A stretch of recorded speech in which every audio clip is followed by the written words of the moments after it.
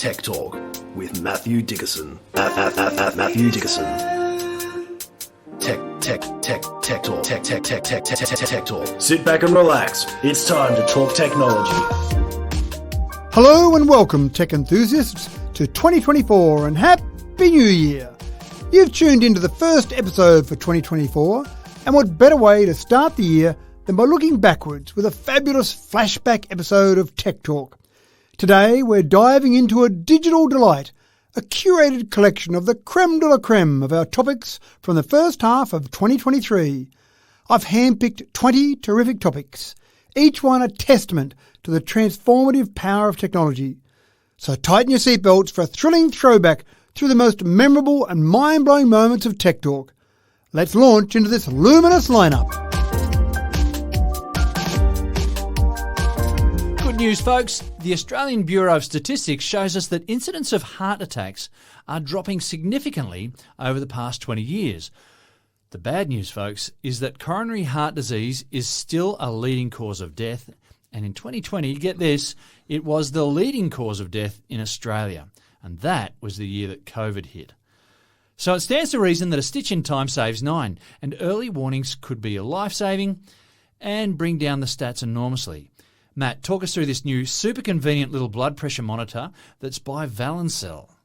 So we have mentioned it before that checking things like your heart rate with a watch is quite incredible. It used to always be something much more complicated to check heart rate. Sphygmomanometer. Let me say that again. Sphygmomanometer.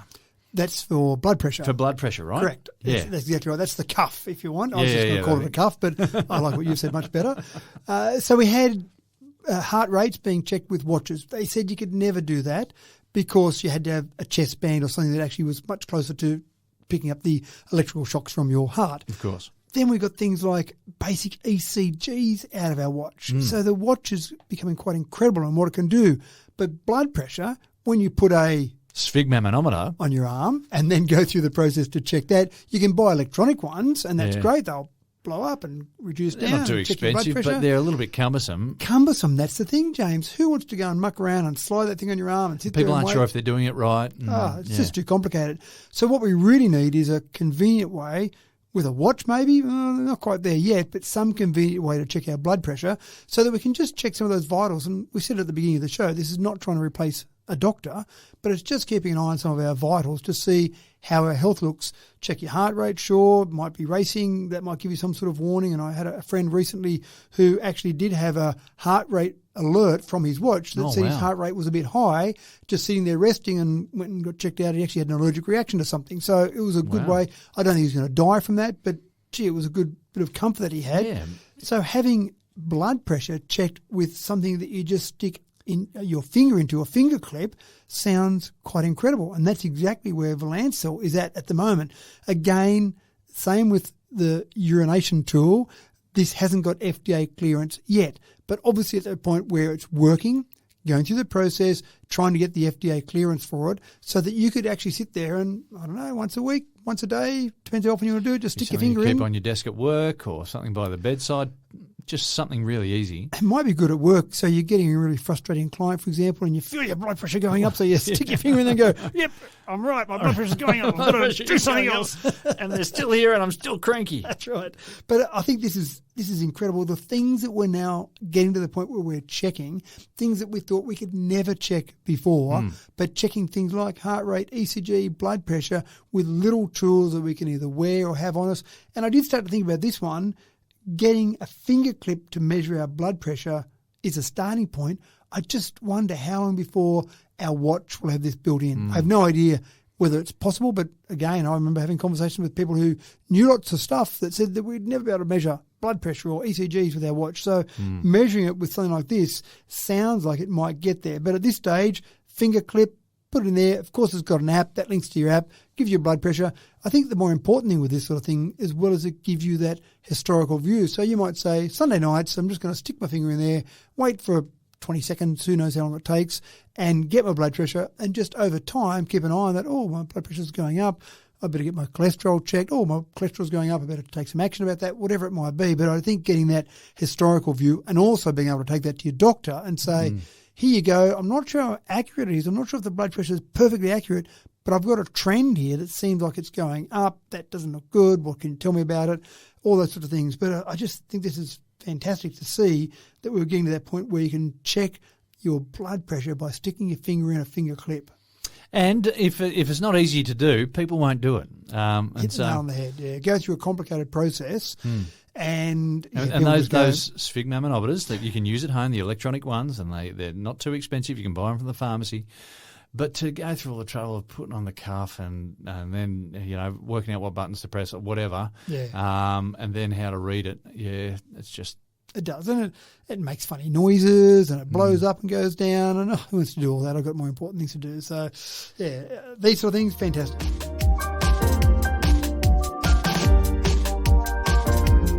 ChatGPT. If you haven't heard of this groundbreaking technology, then strap yourselves in, folks. The world is about to change in a big way. Now, as a teacher who began his trade in an age of the electronic typewriter, before the internet was really a thing even, I have seen a lot of changes in education and in how written material is produced, period. But there are thick grey clouds brewing overhead as ChatGPT era is descending upon us. Matt, I don't want to be an alarmist, but I'll make it public that I've started my doomsday prepping already. Good. Well, I asked a good friend of mine to just write me a short paragraph about the status of ChatGPT. And I won't give you his whole answer that he gave me, but I'll just give you a couple of paragraphs. My fellow citizens, the time has come. The future is here, and it is called ChatGPT. This revolutionary AI chatbot website is here to change the world, and we must embrace it with our strength and determination. I know that many of you are eager to try ChatGPT for yourselves, and I assure you we're doing everything in our power to make that happen. Our team is working tirelessly to accommodate the incredible demand for this groundbreaking technology. And on it goes. Of course, my good friend there was ChatGPT. And it's pretty scary. You can ask a question of ChatGPT exactly like that, and you'll get something that sounds pretty impressive, even throwing in my fellow citizens to start the conversation. New York, so relatable. It is. New York schools have actually banned the use of ChatGPT, which I'm sure every school in essence, because it sounds like plagiarization of some way or cheating in some way, shape or form. But the problem is that the New York schools that have banned the use of ChatGPT have blocked the site in their computers on the school grounds. Yeah. But kids have computers at home. Kids have internet connections away from the school. So they can still go home and actually use it. And they've already seen evidence of people writing essays about the cause of the American Civil War or all sorts of things that are completely written by ChatGPT. And that's the scary part. Now, the interesting part at the moment is this is all still very early. It only launched at the end of November. So we've only had this going for a little over a month. It's really just trying to train the technology, get the technology better by questions being asked, then feedback being given, and then by the AI learning about that as it goes forward. So this is the really scary part. It's actually bad for scams as well, because we see scams where the messages are written very poorly. They might have translated from another language. You can pick up some really obvious errors. But when you start to look at something written by ChatGPT, it's written with correct grammar. It's written to make it sound like a human has written this. Yep. And so the conspiracy theorists out there are not going to trust anything that's written anymore. No, but here's the other interesting part. And I'm going to become a conspiracy theorist. Sorry. It sounds like fun, doesn't it? I actually said to ChatGPT, how do I know if an essay is written by a human or AI? I thought go straight to the source. If we want to know how do we detect this, we can surmise all we like, but let's go and ask ChatGPT itself. And I got an answer back that said something along the lines of, if you want to see if something's written by AI, then you need to look for the absence of personal experiences or emotions, or maybe some analysis, some human analysis might be in there, and also some inconsistencies in the writing style.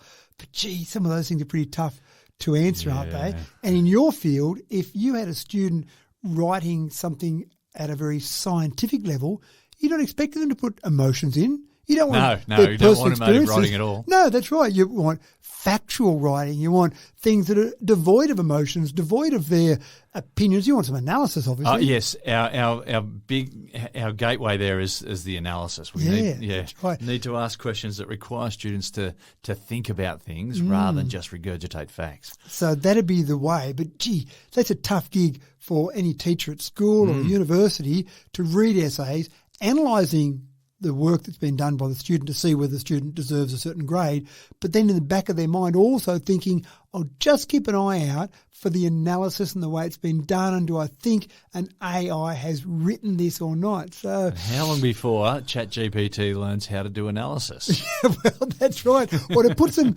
experiences in to learn from some of the answers that ChatGPT or other similar tools gets back. But this is incredibly scary for educators, but incredibly scary for a whole range of things. I hope they're all going to follow Isaac Asimov's laws for robots as well. Well, that's another thing, isn't it? And again, just looking at a journalist and seeing the stories that a journo might write, and again, seeing how that analysis might be done for a journalistic story. And again, you'd expect a true journalist to remove emotions and personal stories from a story they're writing about the news, but are all those journos out there now thinking, do I have a job tomorrow? Is ChatGPT going to answer all these? So go and have a look at it. It's really exciting, quite amazing. But again, this is just one of so many, and these are available in the public domain. That's the incredible part. It's not some university researchers playing with it. This is in the public domain because they figure that the learning will happen much quicker if more people are using the technology. I was watching the news last night, actually, and there was an academic from one of the leading universities in the country, and she was saying we've got to learn how to embrace this and make it a tool that becomes useful for us. Well, I suppose that's right, isn't it? It's not about saying... But that's still daunting, I've got to say. It is. But it's probably a bit like standing at the ocean shore and putting your hand up and saying, I just want to stop the ocean coming in. I sort of stop the tides. Well, you're not going to do that. So how do you work with the tides? And in this case, maybe our fear is misplaced. Maybe we need to embrace and see how we can take advantage of this. Yep, it's too late. The ball is already rolling. If I told you that the best-selling sedan in Australia for the last 3 decades was the Toyota Camry, you'd probably save your surprised-faced emoji for something else. Maybe you might have hoped that maybe some of those years could have been more successful for Falcons and Commodores if you're a red-blooded Aussie. But regardless, for a fairly standard 5-seater sedan, the Toyota Camry makes complete sense as the most popular option in Australia. Well, that was until December the 31st, 2022, when it lost its 28-year perch at the top of the charts to the new champion that's got Matthew Dickerson looking very smug indeed. Well, let's go back to the Camry for a minute. I've bought a few Camrys in my lifetime, and they're a good car, and that's the reason why they're on top, right? And I still remember the first one I bought because I went along and I was a Holden fan. I'd had a Holden Ute. My first car was a Holden Ute, HZ V8 Ute. And I went along to buy a Commodore and took one for a drive, and that was all fantastic. And a friend of mine said, you should just go and have a drive of one of those Camry things. And I went, oh, no, I don't think so. I love my Holdens, I love my Commodores. Yeah, it'll be fine. Finally, for some reason, I don't know why, I went, okay, I'll go and do it. I'll keep this friend of mine happy. And I went and took a Camry for a drive, and I went, oh, wow, that's actually pretty good. And the price seems quite reasonable, and it seems like a more modern vehicle. That old Commodore seemed like it was a bit old-fashioned now. So it didn't take me long after I drove it to you're so fickle. I am, apparently. So it just seemed so much better. So I bought a Camry, and we bought a few Camrys, both personally and in one of my businesses. We had a few Camrys over the years. So the Camry's been a great car. I've had a hybrid Camry as well, so they moved on with the times there. But when you look at the top 10 sedan sales for 2022, the Camry is still up there. It's number 2. And when you look at sales, 2021 they sold 13,081 Camrys in Australia. It dropped back to 9,538 in 2022. So a bit of a drop, which then gives you an opportunity. Before I say the number 1, let's just look at some of the other ones. Number 3, Mercedes-Benz C-Class. Number 4, and there's BMW quite a 3 big Series. gap between 2 and 3 there as well. There is, isn't there? That's right, yeah. Number 5 is another Mercedes-Benz. I'll skip number 6 for the moment. Number 7, Mazda 6. Number 8, Skoda. Number 9, BMW 4 Series. Number 10, a Lexus. So lots of traditional brands in there. But number 1 with 10,877 sales, so about 1,300 more than the Camry, is the Tesla Model 3. Who'd have thunk? Unbelievable. Number 6 is the Polestar 2. Polestar, of course, is the EV variant of the Volvo brand. So you've got 2 EV models in there in the top 10. So the next thing that I started thinking was, wow, the sales figures for EVs must be going through the roof. Not quite. As we know, it was less than 2%, I think 1.95%. We've discussed it before. About 1.95% for 2021 overall EV sales in this nation. So less than 2%, not that exciting. We normally sell about 1 million new cars a year in this country. So you're talking about maybe 20,000 cars. EVs overall for 2022 hit 33,410, so a bit over 3%. That's an increase, if you like. It's an increase of 50% over the previous year, but you're coming off a very low base. Then you start to think about it. Hold on, the Tesla Model 3, 10,877 sold out of 33,410. That's not a bad percentage. Then add in the 8,717 Model Y, which yours is one of those, 8717. You start to get up towards 20,000 Teslas sold out of a 33,000 EVs sold. So you're in a pretty healthy position if you're Tesla in terms of the market share in the EV market. But what's slowly happening now is you're getting more and more of these different vehicles that are starting to come along. And sure, Tesla's way out in front at the moment in terms of their sales, but other vehicles are coming along as well. But I'm pretty excited. You're right. The fact that you've got an EV on top of the charts in the sedan, the medium vehicle sedan category. So it's a start anyway. I was in Melbourne recently and saw the showroom for Genesis, and that's a new brand that's come out of EV, and I'll be interested to see how they go over the next couple of years. That was a pretty slick-looking car. They are, actually. So that's the luxury brand, or luxury EV brand of Hyundai. Yeah, so, right. I wasn't aware of that. Yeah. So, and they do, you're right, they do make some nice cars there. And so you're going to see more of that, a bit like the Polestar version. And I suppose companies like Lexus started that a long time ago as well.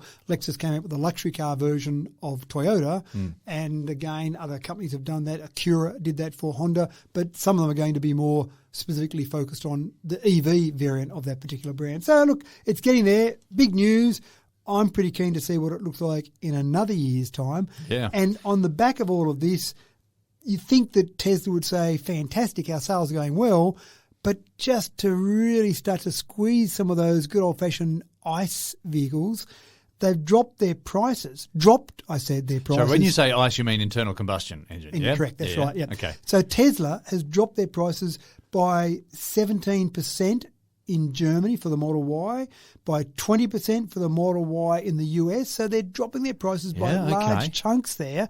Now, they're saying that as they get better at the manufacturing process, as they become more efficient at the manufacturing process, they can start to drop their prices. Now, I'm sure they're still making good margins on their cars, but the fact they're doing that, gee, that starts to ramp up the pressure, doesn't it? I was on the website the other day, and the Tesla Model 3 was at 68,000, and so that's very competitive, I think. Well, it is, but it gets better than that. I've had one on order for one of my staff since about August last year, and I think I mentioned it previously. Just at the end there, it's almost ready to be delivered. It's about a week away from being delivered. They sent an email and said, sorry, prices have changed. It's now gone down by a bit over $1,000, so it'll drop down to under $67,000 for that particular model. So it's certainly. And when you do the maths over 5 years, when you're paying so much less to charge this up than to pour petrol into the tank, and less servicing as well, you're really saving yourself as much as $30,000 over 5 years. It really depends on the kilometres you do. The more you do, the more the saving is. But the reality is, what you should do if you're going to buy a vehicle is forget the ticket price.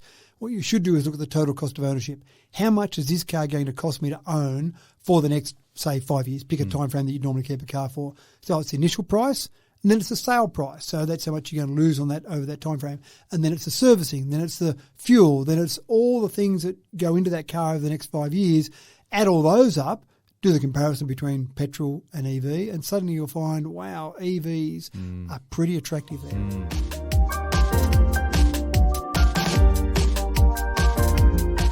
Airbus is a name synonymous with big planes that carry lots of people all at once.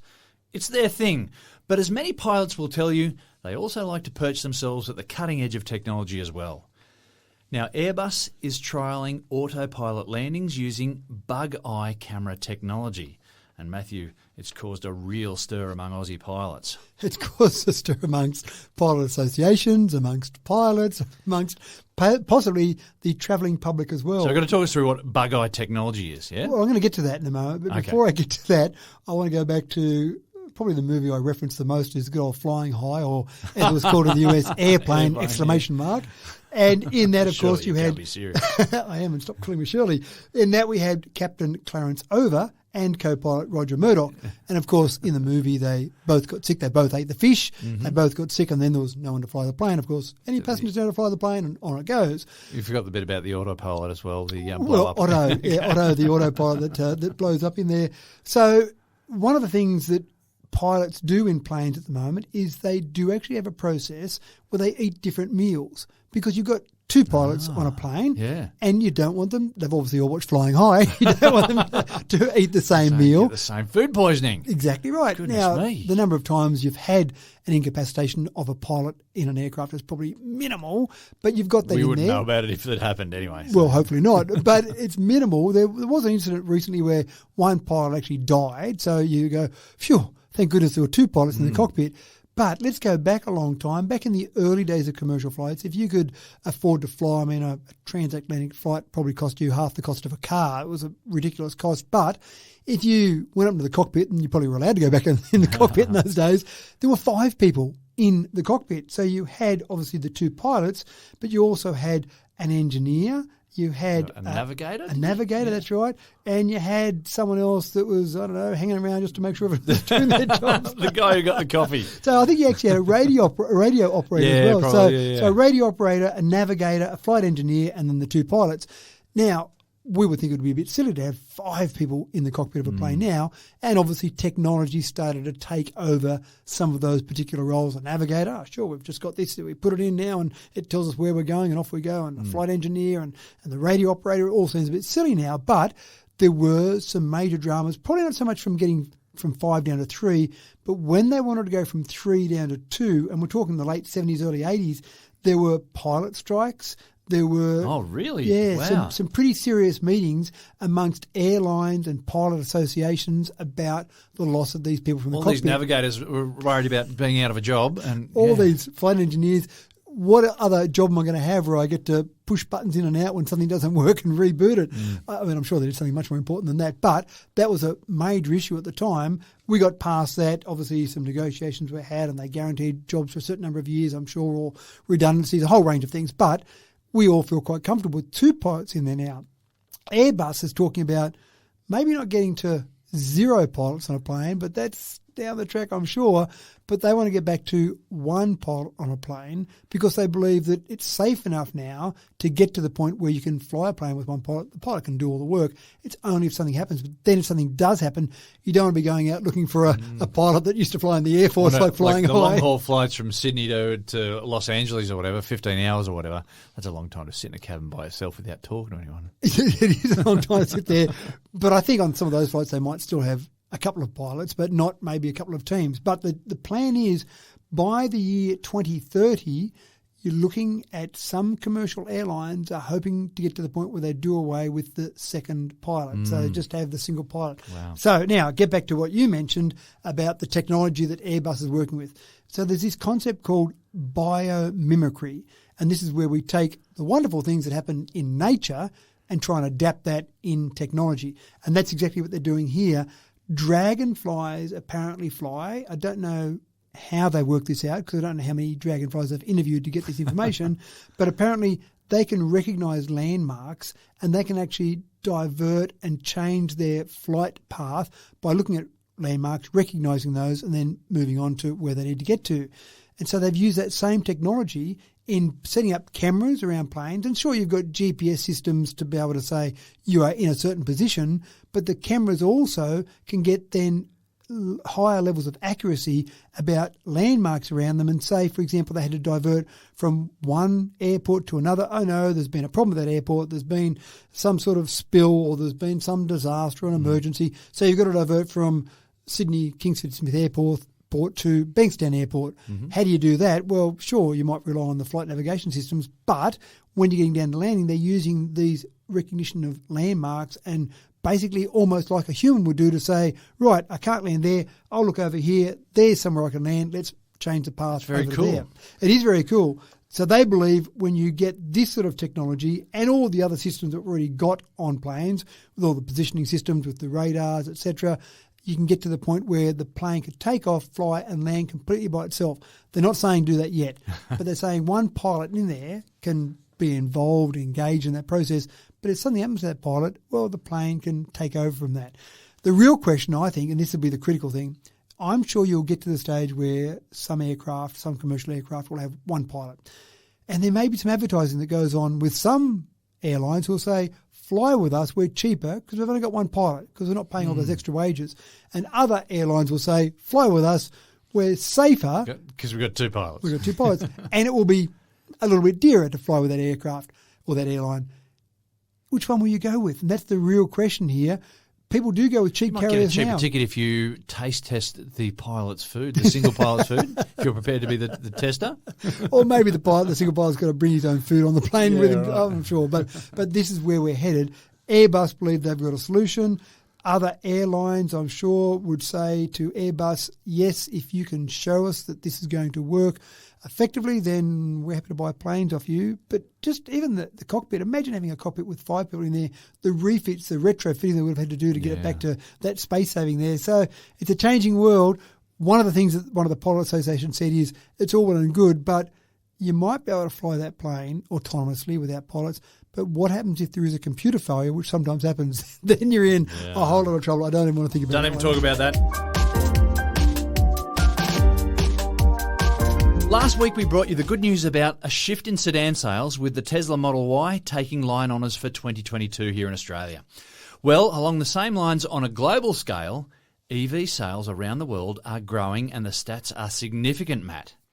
I don't like to be a pedant, but we actually talked about the Model 3 topping the sales last week. Not the Model Y. But you'd be surprised because Model Y does seem to gain more publicity. And I guarantee that this year... I was sure I read Y in my notes last week, but anyway. So Model Y will top it this year, I guarantee. But Model 3 only because the Model Y was so hard to get last year. So Well, Model 3 is a cheaper model too, isn't it? Model 3 is a little bit cheaper. It's been around for a bit longer, but everyone wants that slightly larger SUV style Model Y. So this year, so you're just getting ahead of yourself there. Model Y will top it this year, Okay. I guarantee. But All right, we'll Model save that 3 little last year. soundbite for this time next year. That's right. But yes, you're right. Across the world, there's momentum gathering, not so much in Australia. We'll come back to Australia, but across the world, some pretty exciting numbers coming out. So 10% market share for the first time. So it's hit 10% market share, mainly driven by China and Europe. Not driven by Australia, definitely not driven by Australia, and not even driven by the US. So there's a sort of bit of a lag there in the US. But it's interesting because you've got this increase in EV sales while the broader car market in general had a bit of a drop. So not a huge drop, but it was a little bit of a drop overall. So you see some of the more traditional manufacturers and their sales dropped a bit, which they went, oh no, this is bad news. But companies that were focused on some of their EV sales started to go up. When you start to look at the numbers, though, you start to get some impressive numbers. 7.8 million EVs were sold last year. That's getting pretty good. That's an increase of 68% over the previous year. Admittedly, it's a lower base that it's going from, but an increase of 68% nonetheless is not too bad. Europe had an increase. Europe accounted for 11% of the overall sales. China, 19% of overall sales. So, in other words, 19% of all cars sold in China were EVs last year. So they're getting there. Yeah, and that's not that surprising. I mean, China can really jump on technology like this, and They can. and run with it, and they'll become a bit leaders. In And that. they've got a big population. So when it becomes a percentage point change for China, that's a lot of numbers. Plug-in hybrids, if you added those in with EV sales in Europe, for example, then you got over 20% across Europe. But I like to focus on just the EVs in general. You're a purist. I'm a purist, that's right. When you look at the US, they certainly lag behind. The numbers sound all right, 807,000 EVs sold in the US last year, but it's only 5.8% of all sales, which is up from 3.2% the previous year. Now, when you consider Australia is at about 3%, so they just hit 3% in Australia last year in 2022. So if you look at that and compare that to the US, well, the US basically doubled almost from 3.2 to 5.8. So maybe there's a bit of hope for us this year. Maybe we could get from that 3% last year up to maybe 6% or even more if we do that. But again, you see that Tesla's still the world's dominant EV maker, but some of the more conventional automakers are starting to get more models out there and starting to really mix up the competition, which is great. That's what we need, obviously. In Germany, they had 25% of all new vehicles produced last year were EVs, and in December, more EVs were sold than conventional cars. So it started That's catching on. It's right. They started to and ramp people up. are saying, yeah, I'm pretty happy with my EV, and runs well, and the electricity is cheaper than the gasoline. Yeah, that's right. The running costs, the enjoyment driving costs, all those things. So new car sales overall fell 1%. So again, when you look at those sales increases, then it's good to see that as a comparison against traditional vehicle sales. And then when you look at the market leaders, so Tesla number one, BYD, Build Your Dream is apparently what that stands for. Don't know if someone just made that up. I think we'll be hearing more of that name. I think we will. So they're number two in the world at the moment. It's a Chinese manufacturer. Wow. SAIC Motor Corp is number three. They're Chinese as well. And then VW, number four. Notice there's no Toyota in there. And again, they've got a fair bit of work to do. We've talked about that before. In the US, Ford was second to Tesla. Then Hyundai and Kia were the next ones in there. So some interesting brands in there, interesting names. It's going to look... And the Hyundai electric car is the Genesis model, isn't it? Well, that's the luxury version of it. Right, so okay. Hyundai do have... Because we had a look at some of those cars when we were in Melbourne, and we had to wipe off our drool. They look very nice. They were very nice. So I've got a Hyundai EV. I've got a Hyundai Ioniq 5, for example. So Hyundai do make their own EVs. Kia also make their own EVs. But then Genesis is a luxury brand as well. So you've got some of those more traditional, I would say, progressive manufacturers who are starting to get into it, and they don't like it. I'm sure if you're a Ford motor company with all the history going back to Henry Ford, I'm sure you don't like these little upstarts, the BYDs, the Teslas coming along, taking away your market share. Who do you think you are? I'm the major market share supplier in this country. What are you doing coming along? So I think they'll really be getting on there. Ford, obviously, you've got the F-150 Lightning. And that's a big deal, isn't it? The F-150.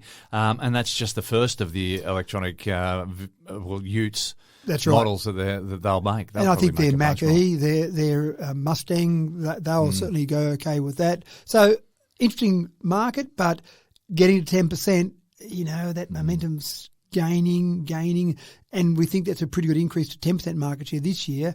Gee, if I was going out on a limb, I'd say I wouldn't be surprised if we double that, and I wouldn't be surprised if we got to that's a big number, 20%. Maybe I'm going too far there, but here we go, folks. Are you writing this down? Yeah, actually, I'm going to go with it. I'm going to say 20% market share by the end of 2023. It just seems like people are getting onto it, that people are understanding it. And if petrol prices keep going up, then people are going to sit there and say, I need an alternative that's better than the current alternative. Well, James, today is a pretty exciting day. Let me go back to the 27th of March, 2021. On that day, Park Run was canceled in Dubbo. We went out to Narromine and ran in their Park Run.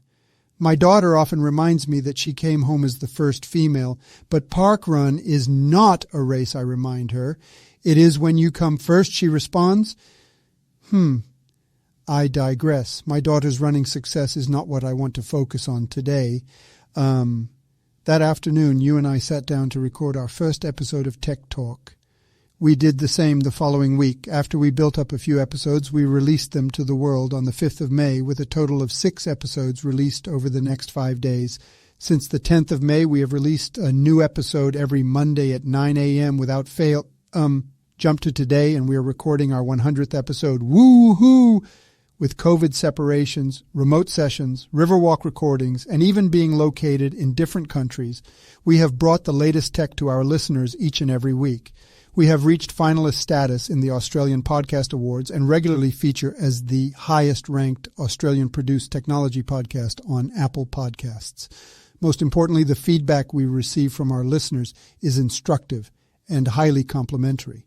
But after bringing you our 100th episode today, just like a cricketer on reaching a century, we will take guard again and continue on without resting on our laurels. Thank you, James, for your insight, intelligence, humor, and always inquisitive mind.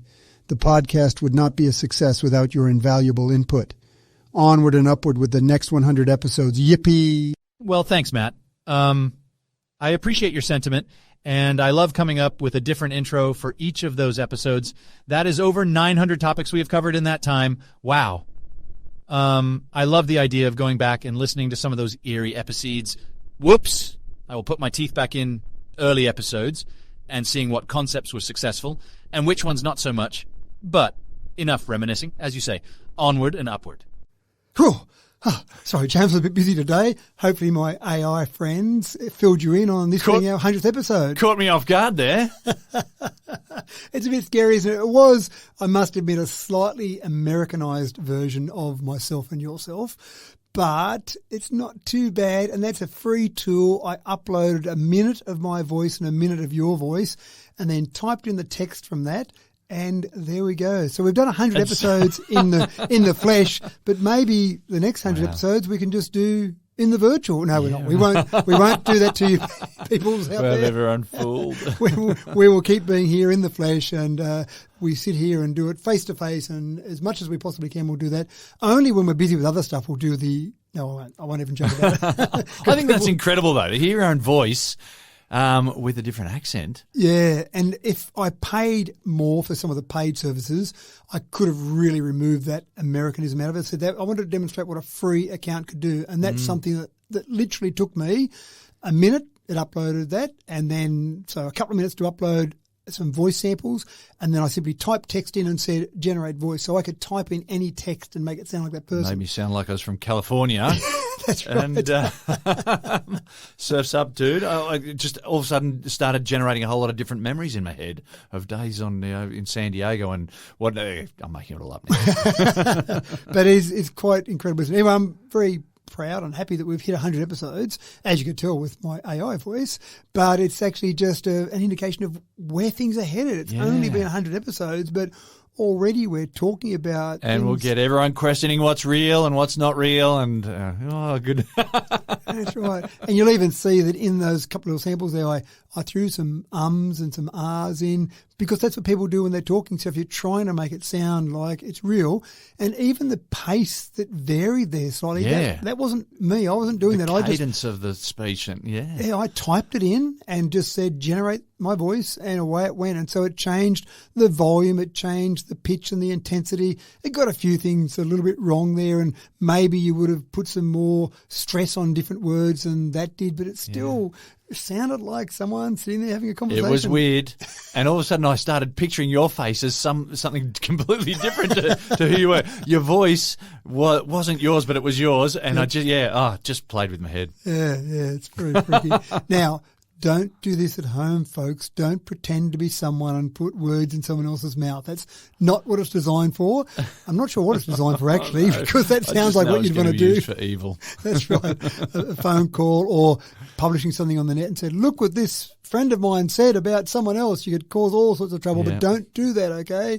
Yeah. Just use it to play with and have fun with. You do have to click on something when you first go into the account to say that I have permission to generate this person's voice. They gave me permission, so I didn't actually ask you for that beforehand, James, sorry, but I just thought it'd be nice to hear your voice as part of the initial podcast. So it is really scary, but also absolutely amazing.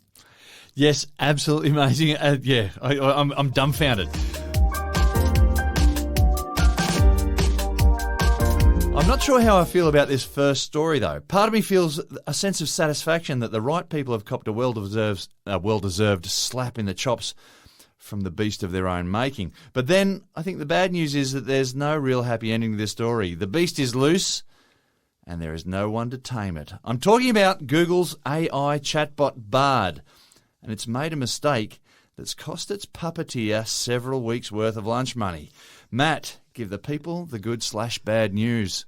Gee, you have expensive lunch, don't you? 144 billion. It wiped off the market capitalisation of Google. Now, we've talked about ChatGPT. Talking about biting the hand that feeds you.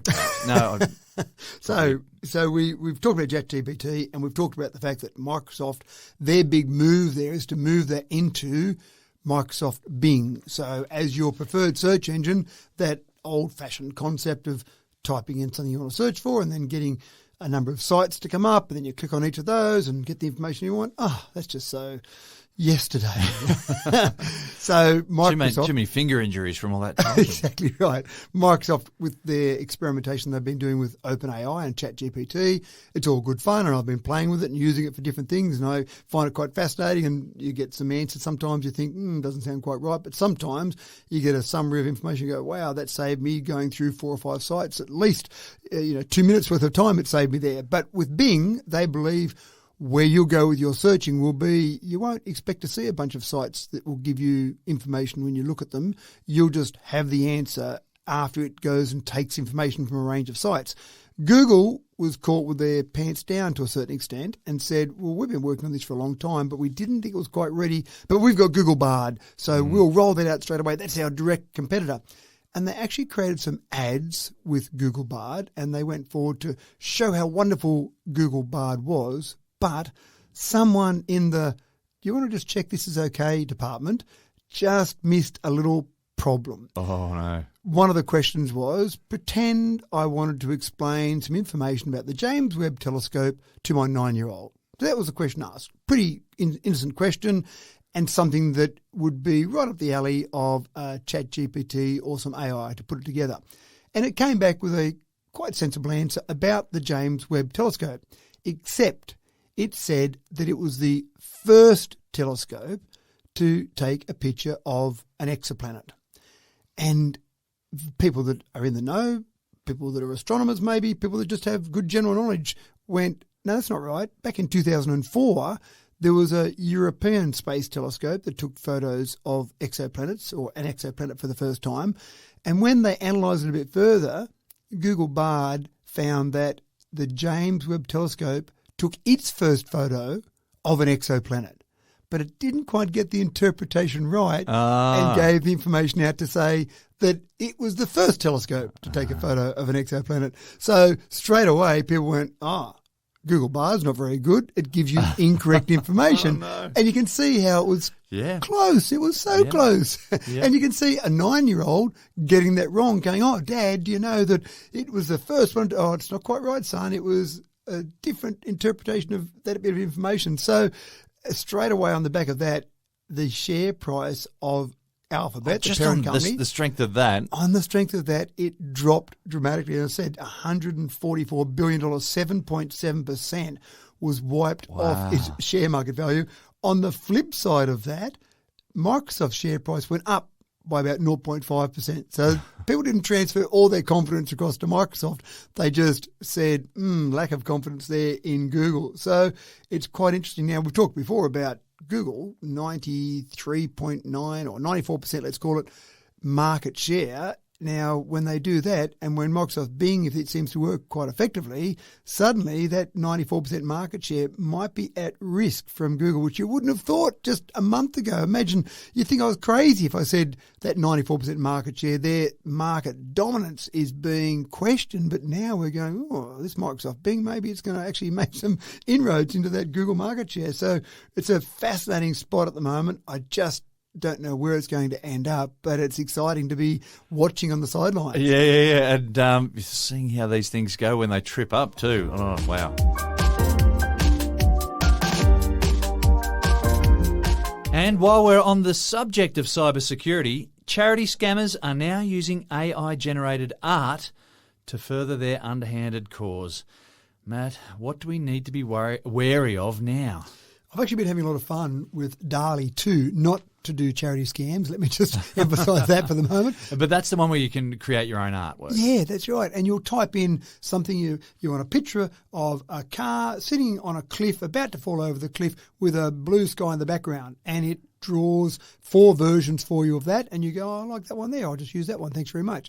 It's really good in what it does.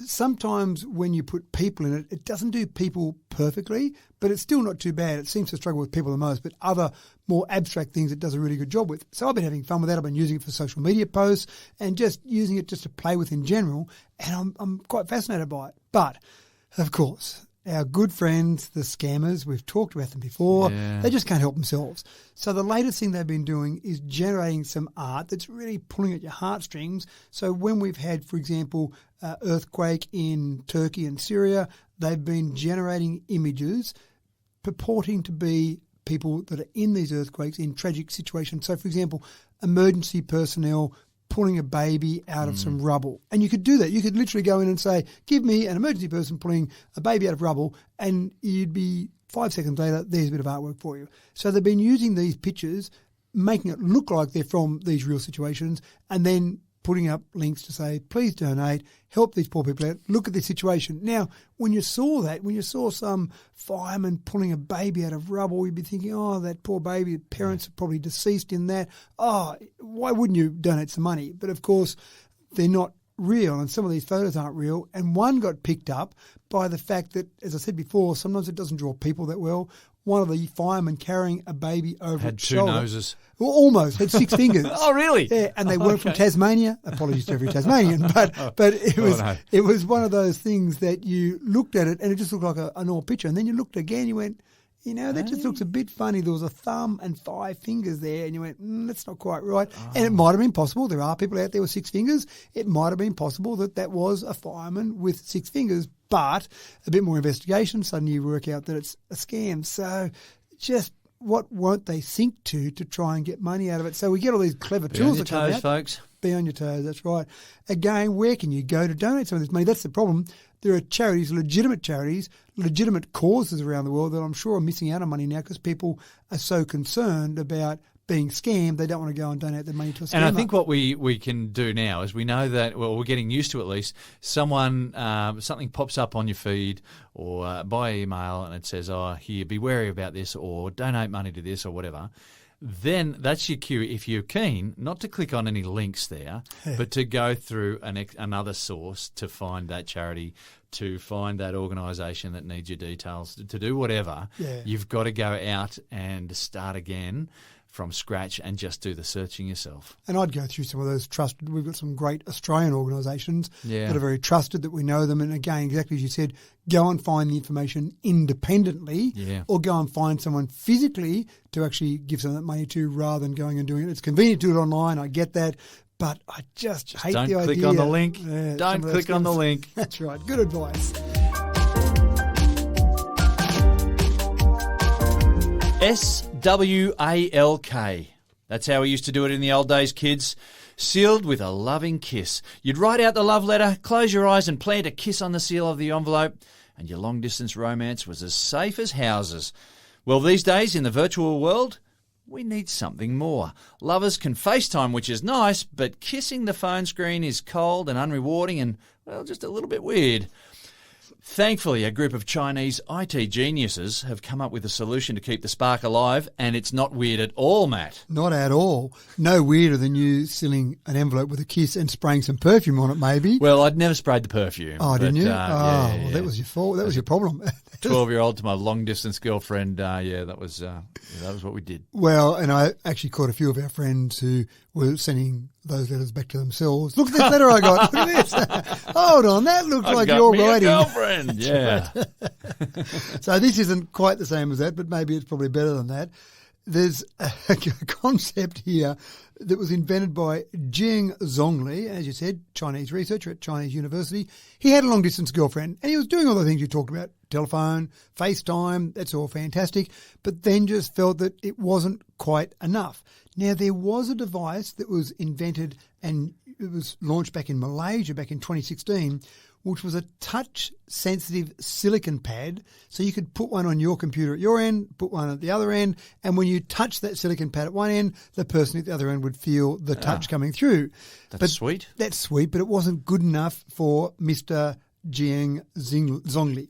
So he decided that he would do something that was more intimate. Ooh, that sounds a bit creepy, but more intimate than a touchpad. So he created some lips some silicone lips that had that same sort of touch-sensitive feature. So when you interacted, can I say that? Interacted with lips? When you interacted with lips, then the person at the other end would feel the interaction coming through. So the idea would be... This isn't weird. This isn't weird at one all. little bit. The idea would be that you get on a FaceTime call, you kiss the set of silicone lips at this end, your girlfriend or partner at the other end kisses a set of lips down there, and you can feel the kiss coming through the lips. And it's weird, isn't it? Because we are okay with a verbal connection there, talking to someone, long distance. We've been doing that for a long time. And then we're pretty comfortable now with the video concept. Some people still don't get that they should have clothes on with those video calls, or they get a bit confused about people being able to watch them. Bound to happen. Bound to happen, that's right.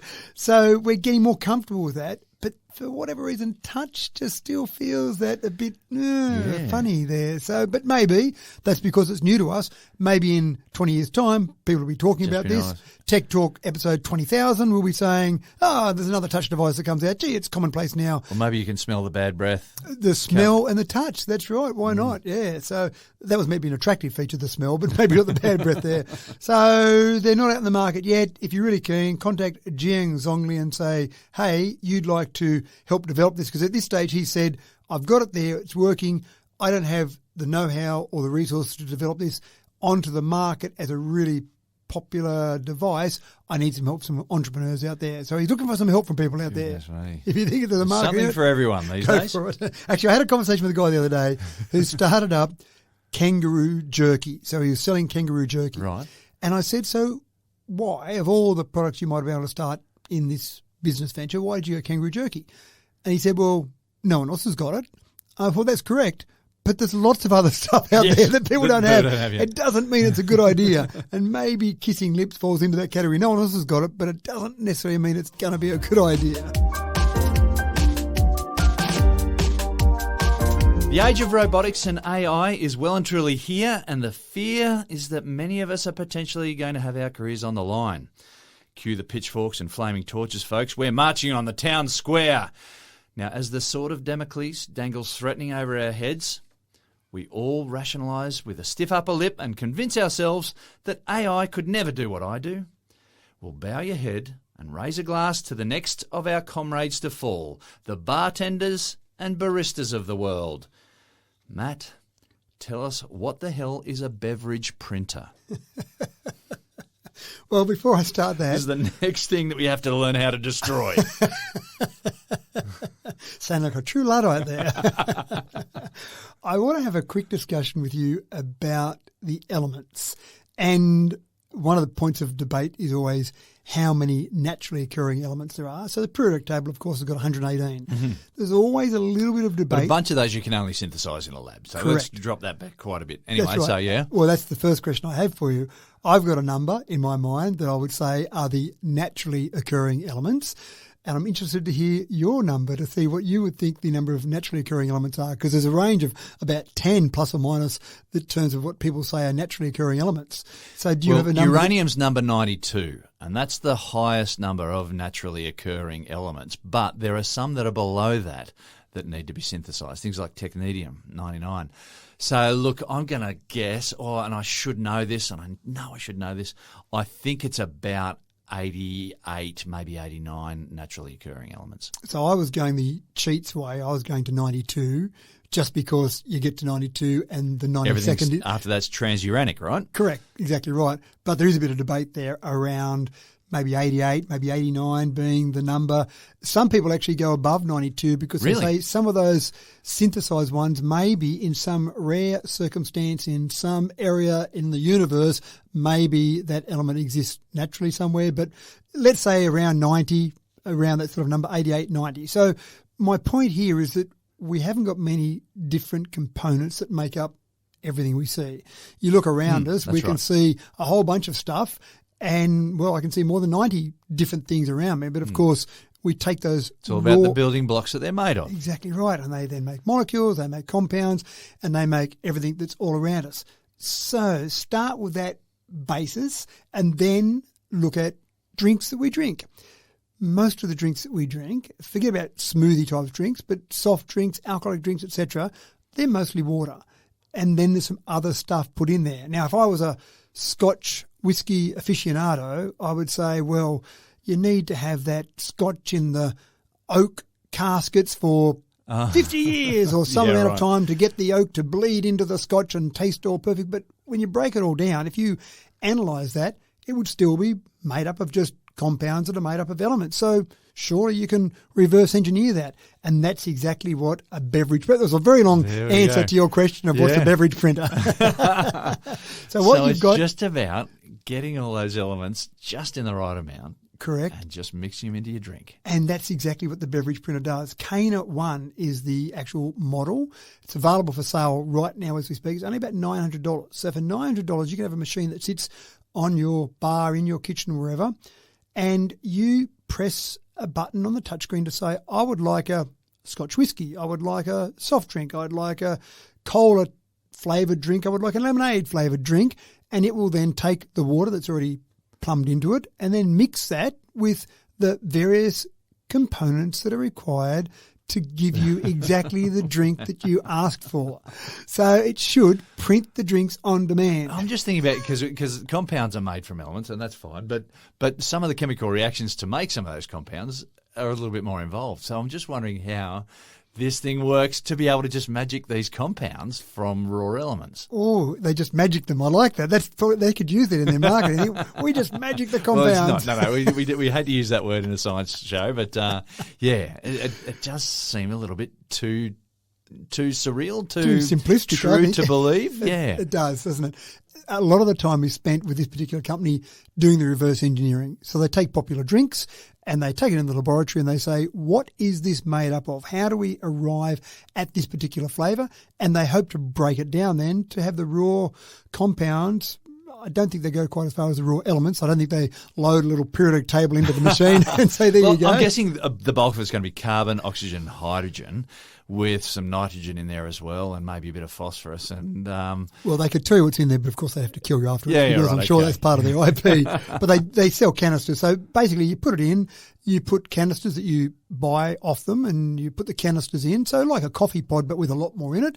And then you just mix up those drinks. Now, the first thing I thought of was that I'm sure insert any brand name drink here would not like to have their name on the screen because then they're not getting the revenue. So let's use brand names. If I'm Red Bull, for example, I don't want someone to go along and press a button on a machine that says, give me a Red Bull drink, because how do I make any money out of that? I make my money out of selling drinks. I don't want to make it out of that. They're actually licensing various third-party companies so that you can go along and press a button.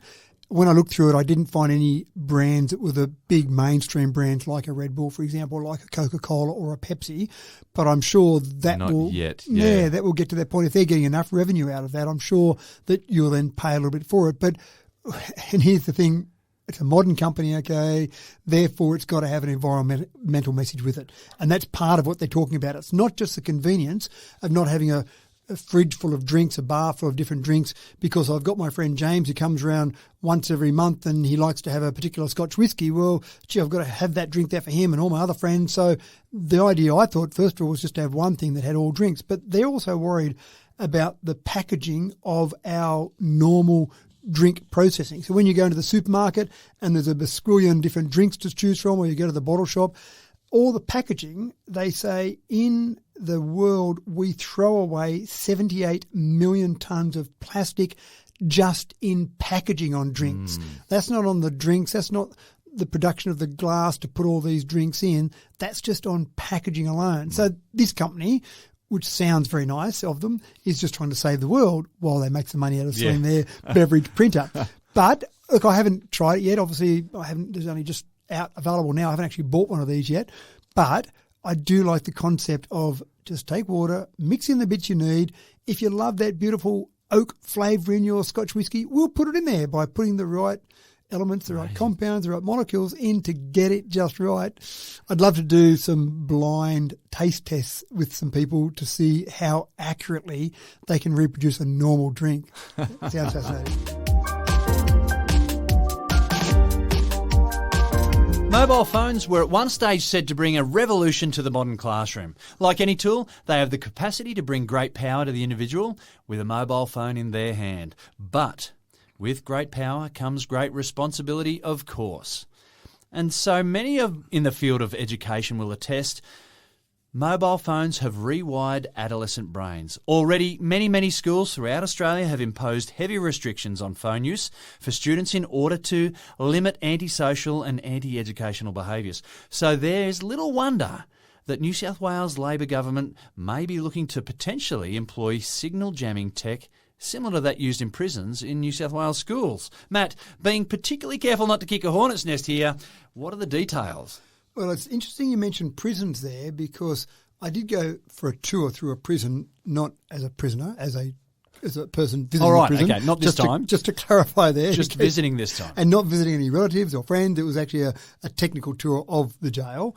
And I actually handed my phone in before I went into the jail, and I was about to walk in, and the guard that was taking me the tour said, "Oh, is that watch you're wearing connected?" I said, "Yeah." He said, "Well, it's actually an offence to take anything in the jail that's a communication device, so we probably should take that off you unless you want to commit an offence, and then come back and visit for real." So I took it off very quickly. But that was a prison that didn't have mobile phone jamming technology in the actual prison. But if you've got that, then presumably doesn't matter where you watch in, take your phone in, doesn't really matter because you can't use the phone in there. And so somehow some prisoners managed to get phones into their jail and they seem to be able to use it and still run their business. So many birthday cakes. Yeah, maybe. Who needs Drops a file from anymore? drones or who knows what it is. But in a school system, there are schools, and this is across the nation now, that do a range of things to try and limit the usage of phones in schools. So some of them use a pouch. There's a thing called a Yonder pouch, and you drop it in there. It's not like it's a Faraday cage or anything fancy like that. It's just somewhere to stop the kids touching it.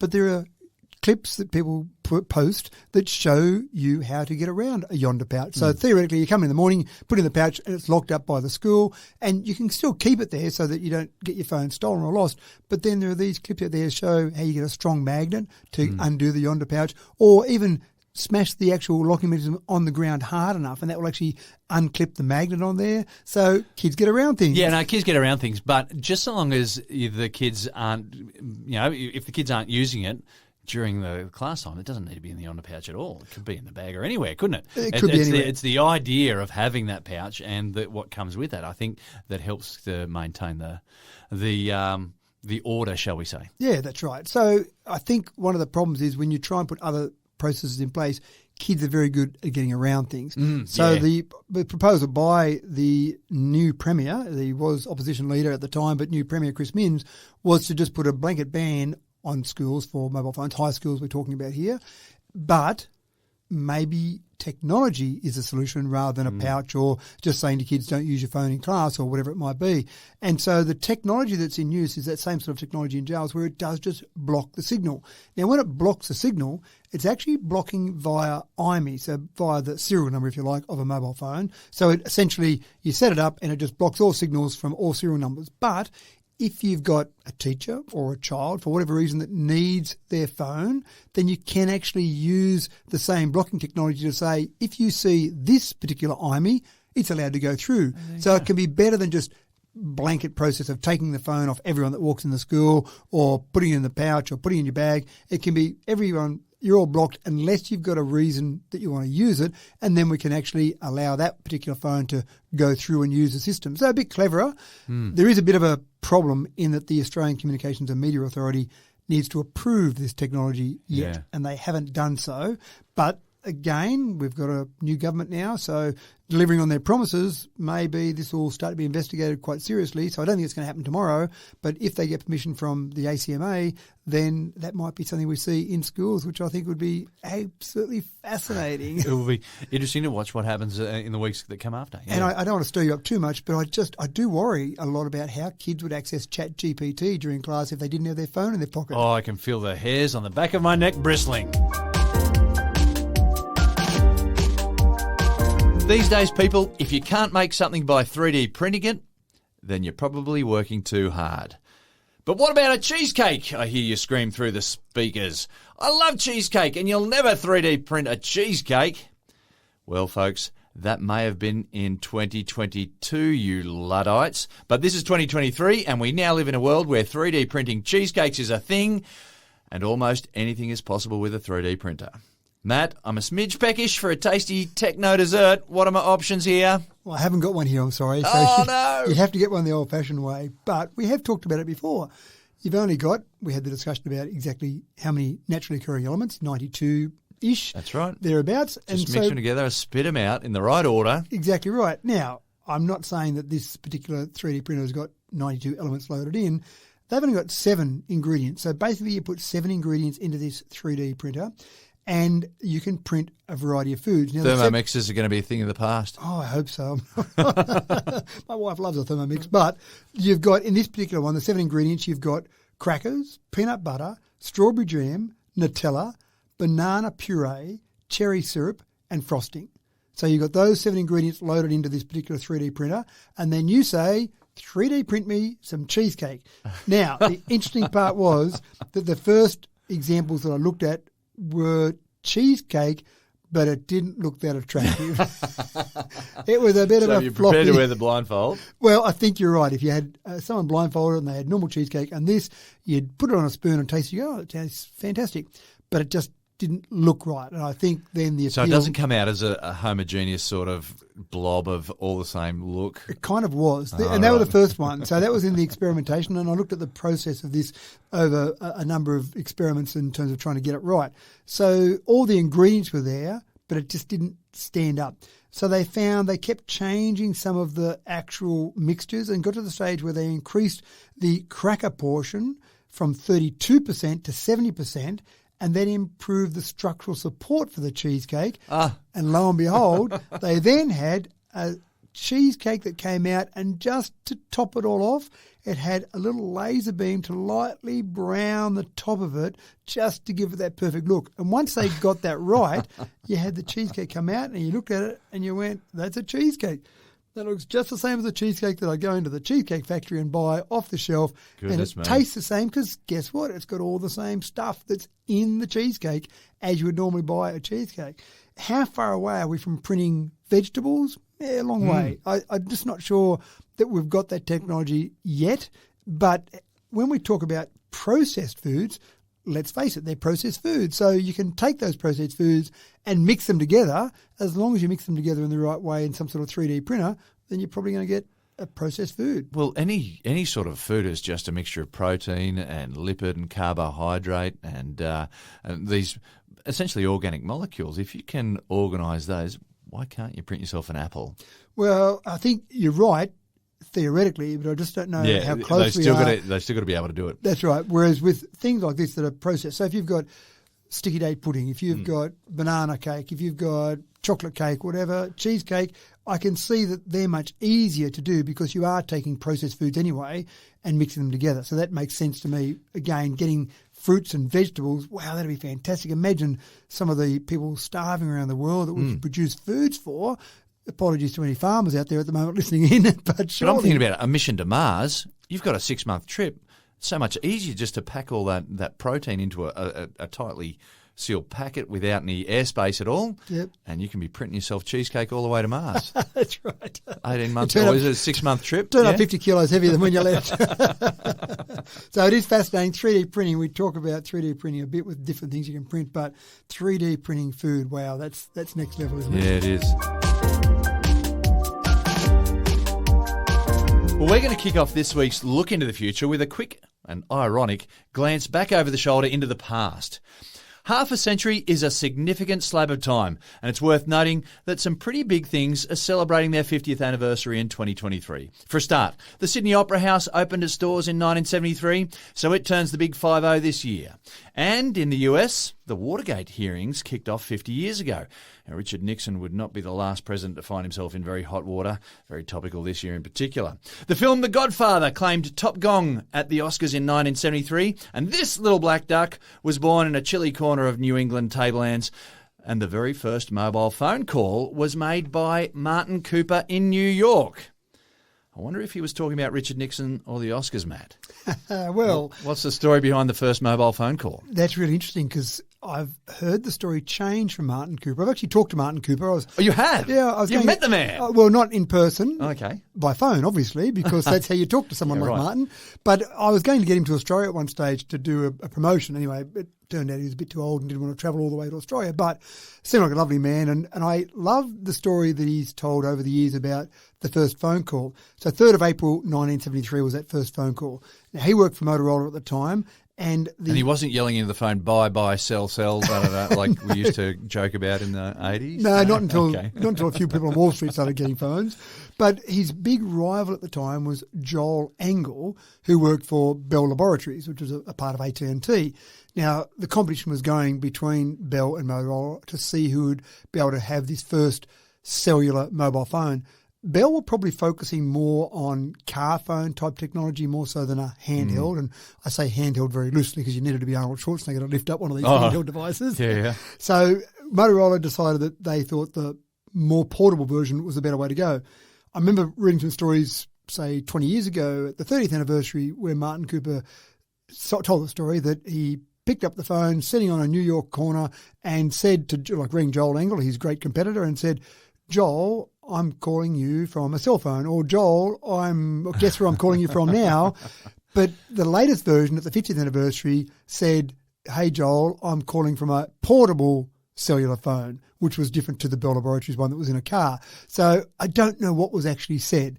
It was something Either along way, those it was lines. in your face, Joel. I think it was a bit of a gloat rather than, Joel, gee, look, we've really progressed this scientific field quite well, haven't we? I don't think it was like that. I think it was it wasn't sharing anything about that. There was nothing we about it. No, there was none of that at all. So it has changed a little bit over the years, and there's no recording of it. And we have got some great historical recordings, we think, of some other firsts that happened in communication. So back in 1844, Samuel Morse sent a Morse code message, a message to his assistant, Alfred Vail, that said, what hath God wrought? A little bit deeper than, hey, Joel, in your face. You thought long and hard about those words. That's right. Alexander Graham Bell to his assistant when he made his first phone call back in 1876. Mr. Watson, come here. I want to see you. Want to see you? Yeah, that was really cool, wasn't it? That's right. And the first text message, Neil Papworth, and Neil Papworth wasn't that high up in the company that he worked for. He was just super fast, was he? He got in there, pushed in front of everyone. I think it was Christmas Eve, and it was, we'll get around to this and we'll get it done. Oh, Neil, can you just send that message off to the boss, Richard Jarvis, who worked for Vodafone at the time, and he just said, Merry Christmas, which seemed appropriate at the time of the year that it was. So fair enough. We've got accurate recordings of some of those ones, but we just don't have an accurate recording of the other one. But 1973, it took about 10 years before you could actually go and buy a mobile phone. So that was the first phone call. It was a prototype. It was obviously a not network. Practical. Well, not practical, because there would have been one tower, if you like, it would have been one antenna that Motorola would have had set up to tie back into the phone system. Not really that practical there.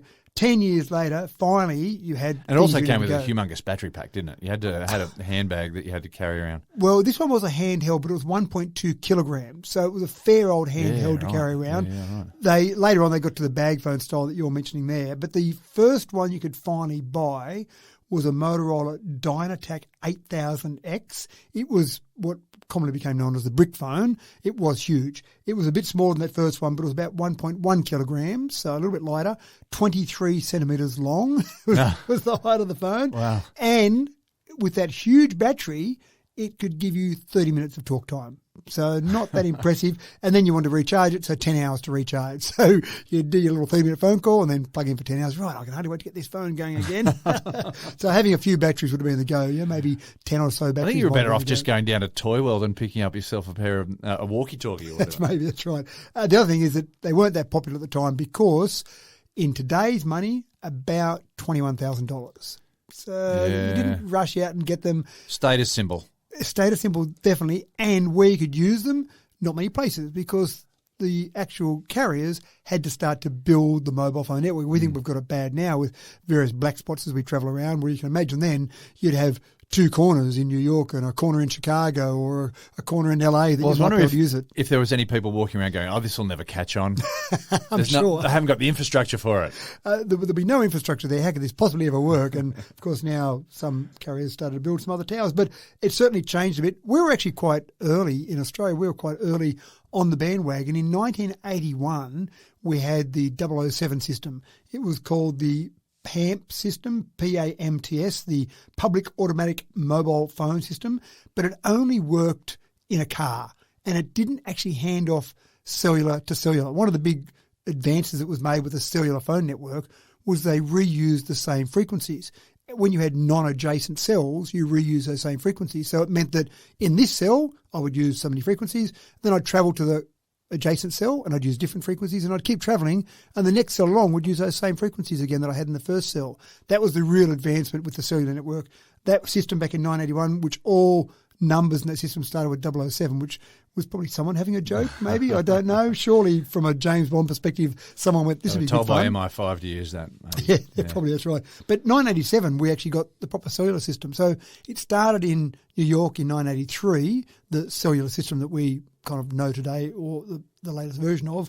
But we got it in 1987, so not too bad. And you mentioned the Opera House from 1973. Well, the launch in 1987 was with skydivers coming down and landing at the Opera House. And the Minister for Communications of the day, I don't remember who it was, but he had the mobile phone there and communicated from there and said, isn't this wonderful? So, the Opera House was involved again in 1987. Anyway, we've gone on from there. That was AMPS and GSM and CDMA and 3G, 4G, 5G.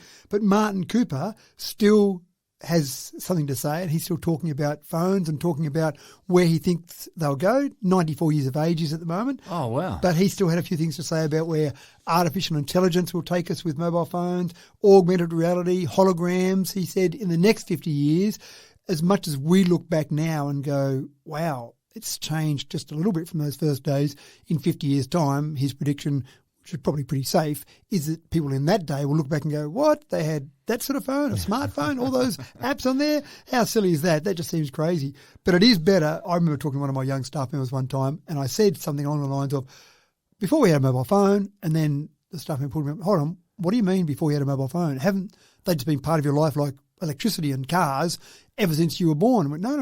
When I was young, if you want to meet a friend at a cafe or at the pub, you had to organise a time. Well in advance. That's right. Had to call them at their house when they were home. And then if you were going to meet them at 10 o'clock and you turned up at 10:05, they'd already Some been nervous and gone, moments, or should you wait for them? Should you try and catch up to them? It wasn't as simple as send a text, hey, I'm here, I'm a few minutes late, sorry. So that blew this young staff member's mind, because they just thought their whole social life would have disintegrated if they had to be able to plan so far in advance. So 50 years, as they just a couple of weeks ago, 50 years to the day when Martin Cooper made that first phone call. It's fair to say that I think we've been pretty fascinated, but even Martin Cooper's been fascinated by what's changed in that time. How happy are you with your TV these days? It seems not so long ago that a big, old, boxy 52-inch cathode ray tube with a remote control constituted a pretty decent TV. But times were much simpler then. Nowadays, in order to just enjoy an episode of Yellowstone, we all need something that packs a little more punch. When I'm watching Taskmaster, I want to feel like I'm sitting right there in a chair right next to Tom Gleeson, feeding off his smarmy jibes. Matt, it's been a while since we last talked TVs. What has Samsung got to offer now that my current TV doesn't already have? It's got the number 8 in it, the 8K TV. So yeah, right. That sounds impressive, but what's it going to do for me? Well, I'm not sure it'll do much for you. And this is the really interesting thing. I actually sat down and did the calculations to see whether or not we could actually distinguish the difference with our good old-fashioned human eyesight between 4K and 8K, for example. Now, from HD to 4K, you can see that. You can see visually that, yes, that's a sharper image. 4K to 8K, I'm wondering. So Once that blade is sharpened so sharp, it's cutting smooth in through everything. What are you going to do? Exactly right. Now, I actually went back and did a bit of research on that, and there was a launch that Steve Jobs did back in 2010, 7th of June 2010, and he made the announcement that they had a new Retina display on the new iPhone, and he said, as Steve sometimes did with a little bit of hyperbole, that this was past the limit where the human eye could make out different pixels. Now, I think he was going a little bit over the top there, but I started to wonder our eyesight and the individual pixels we could make out. So I actually did some calculations on all of that, and I came up with this idea that if we've got 20/20 vision or even 20/15 vision, a little bit better than 20/20 vision, what can we see? So, for example, at an 8K TV, and it all comes down to the size of the TV, with an 88-inch TV, you would have to be 1 metre from the screen before you could actually start to make out individual pixels. Well, that's That's as close as my mum ever let me sit to it. Actually, she insisted we were much further back than 1 metre. I think you'd actually have a problem with your neck at 1 metre from an 88-inch TV. Yeah, you'd be you can't see the whole picture. That's Forth. Immersive vision. It is immersive, that's right. So when we start talking about getting to the stage, and this new Samsung, they've got 8K TV in 85-inch, 65-inch, 75-inch. At 65-inch with an 8K TV, you're almost on top of the TV before you're making individual pixels, if you can at all. So when you start talking about 8K, and let's assume that you're listening to your mother and you're sitting more than a metre away from the TV, you're really not going to make out the difference with a 4K or 8K TV.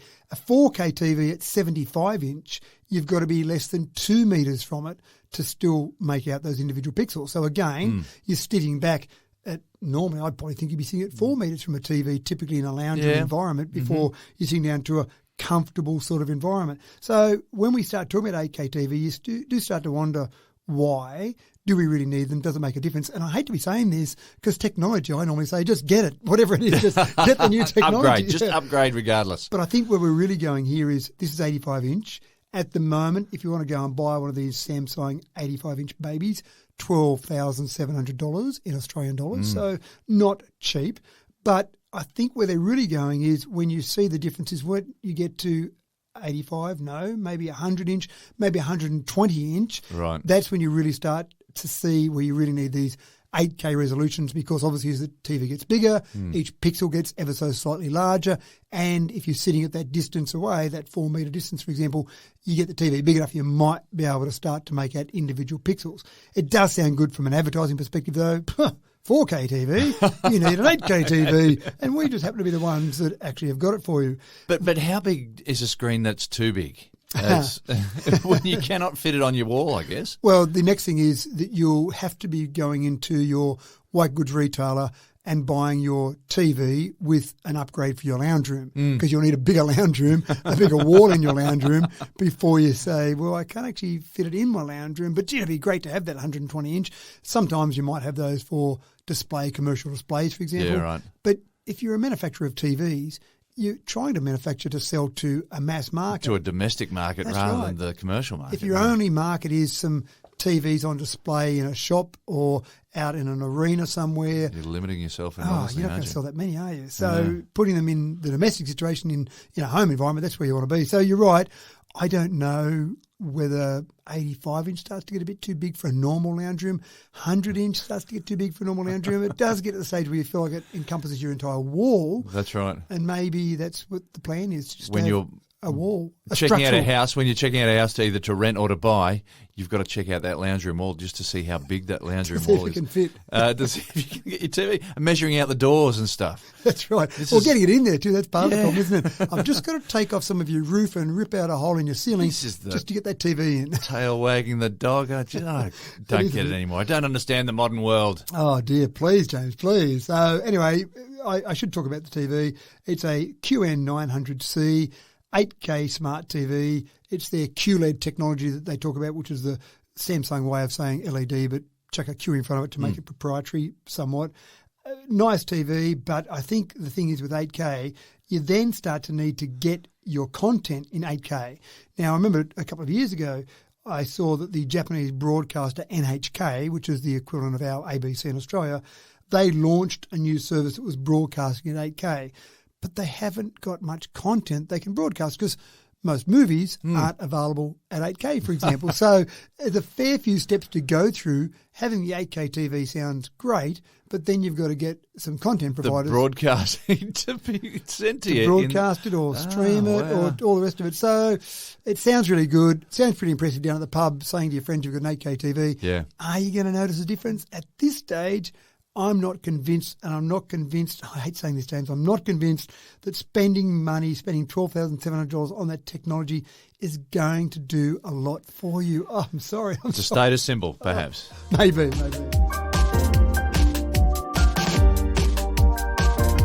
talked about it earlier, but with the Liddell Power Station in the Hunter Valley recently shutting down, a genuine fear has set in about how New South Wales will keep the lights on consistently over the coming years. For the Boffins promoting sustainability, the answer will come in the form of diversification, with initiatives coming in all manner of shapes and forms. And one of them will be in the form of storing solar and wind power in giant gravity batteries. Matt, there are a couple of these already being built in China and the US. What's the deal with these giant gravity batteries? And that's what prompted this story. We've talked a little bit about the concept of these before, and they've built some in some small demonstration sites to just make sure it all works and the theory stacks up with the practical outcomes. But now you're spot on. There's one construction in China, one construction in Texas in the US. I'll talk a bit more about those, but I want to go back a little bit first of all, because one of the things that frustrates me no end is when people talk about solar and wind, they of course say, well, what happens when the wind's not blowing? That's right. And the sun doesn't always shine. The sun goes down each night. You got me. And you know that there are all these people out there who talk about this base load power. And it's one of the real frustrations I hear when I hear base load power. The whole thing around base load power was created by the electricity generators with coal-fired power stations because of one of the limitations of coal-fired power stations. You don't just flick a switch and you start getting electricity out of a coal-fired power station, and then at night time I'll flick a couple off because we don't need so many. The start-up and shutdown, both of them are a day, maybe days long, depending on the actual technology in those coal-fired power stations. So the generator said, wow, we've got all this electricity at night time. Oh, what are we going to do with that? How can we use that? Because we just waste it. Oh, I know. Let's come up with off-peak electricity so we have the need for more electricity at night time and less during the day. That'll balance it out. And hence we have this whole thing with baseload power.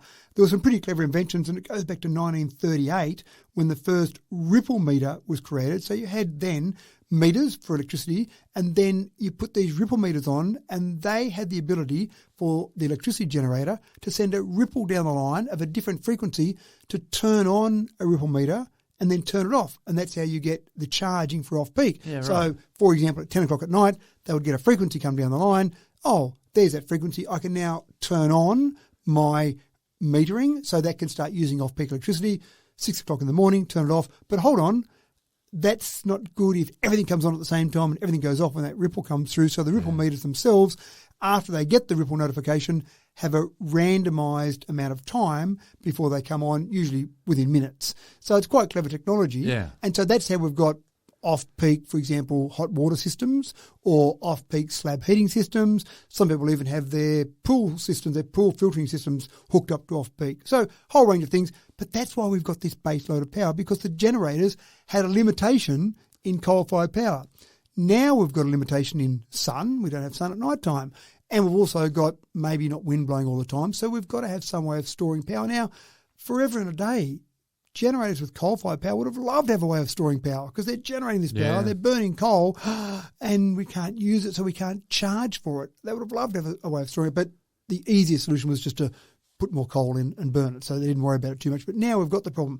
So you've got batteries. Now, batteries aren't too bad, but the mining of all those different materials, some rare earth materials, critical raw materials, there's a lot needed for all these batteries. So that may not be the best solution going forward. And they do have a lifetime. Batteries do slowly degrade. Their efficiency isn't too bad, about 80%. The other one we're seeing a fair bit of now is pumped hydro, and I get a bit frustrated. I'm very frustrated today, aren't I? I get a bit frustrated when people say, oh, pumped hydro, that's the best way to generate electricity. I go, no, it generates no electricity. It stores electricity. So pumped hydro, of course, you pump the water up to a reservoir when you've got excess power, middle of the day, for example, and at night time when you need that power, you let the water fall down through a pipe, turns a generator, away you go. So pumped hydro is a great way. And again, pretty efficient in terms of that, but you need somewhere you've got a height differential and you need water. Now, water's being recycled. It's going up and down, but you still get evaporation. So you need some supply of water. So that's not perfect. But then we get to gravity batteries.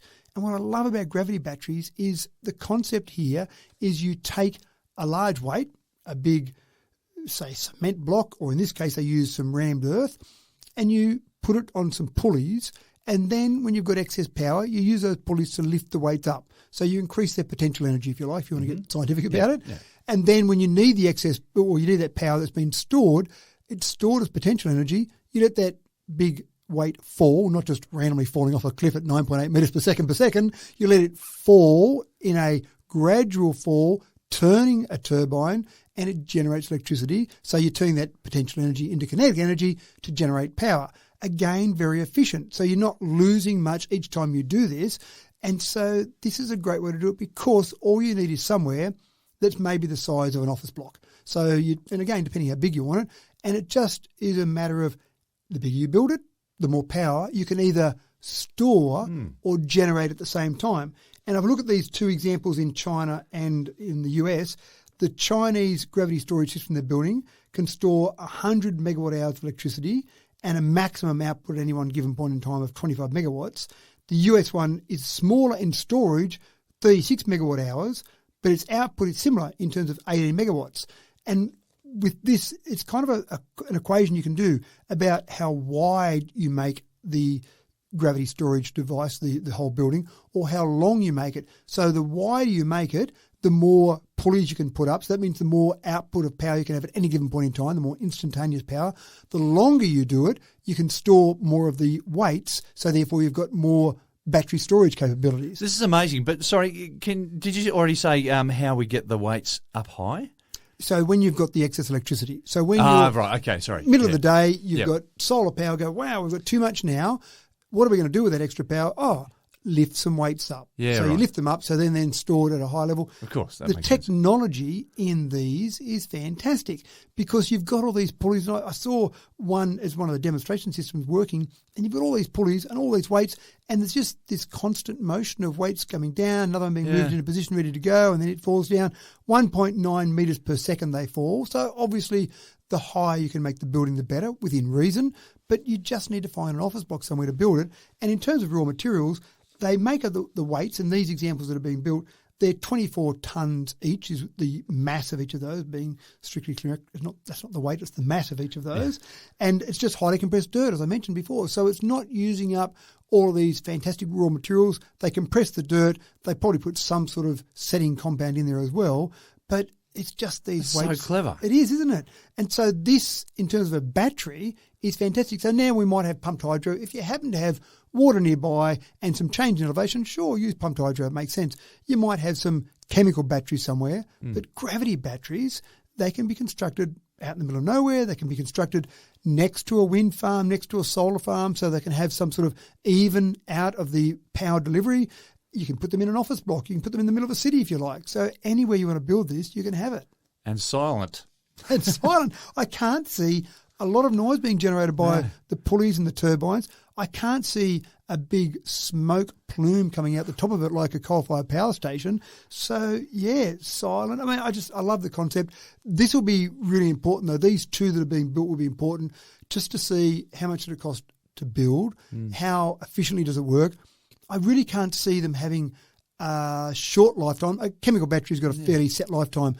You're wearing out components as they lift them up and down, so you make sure your bearings are being maintained. But apart from that, it's and not that your wearing lines out. are all intact and strong. Yeah, but yeah. And the other really important part is if I store energy in a battery, a chemical battery, then I walk away and leave it and I come back 6 months later and it's not at 100%. I've lost a little bit. So I do get a little bit of leakage.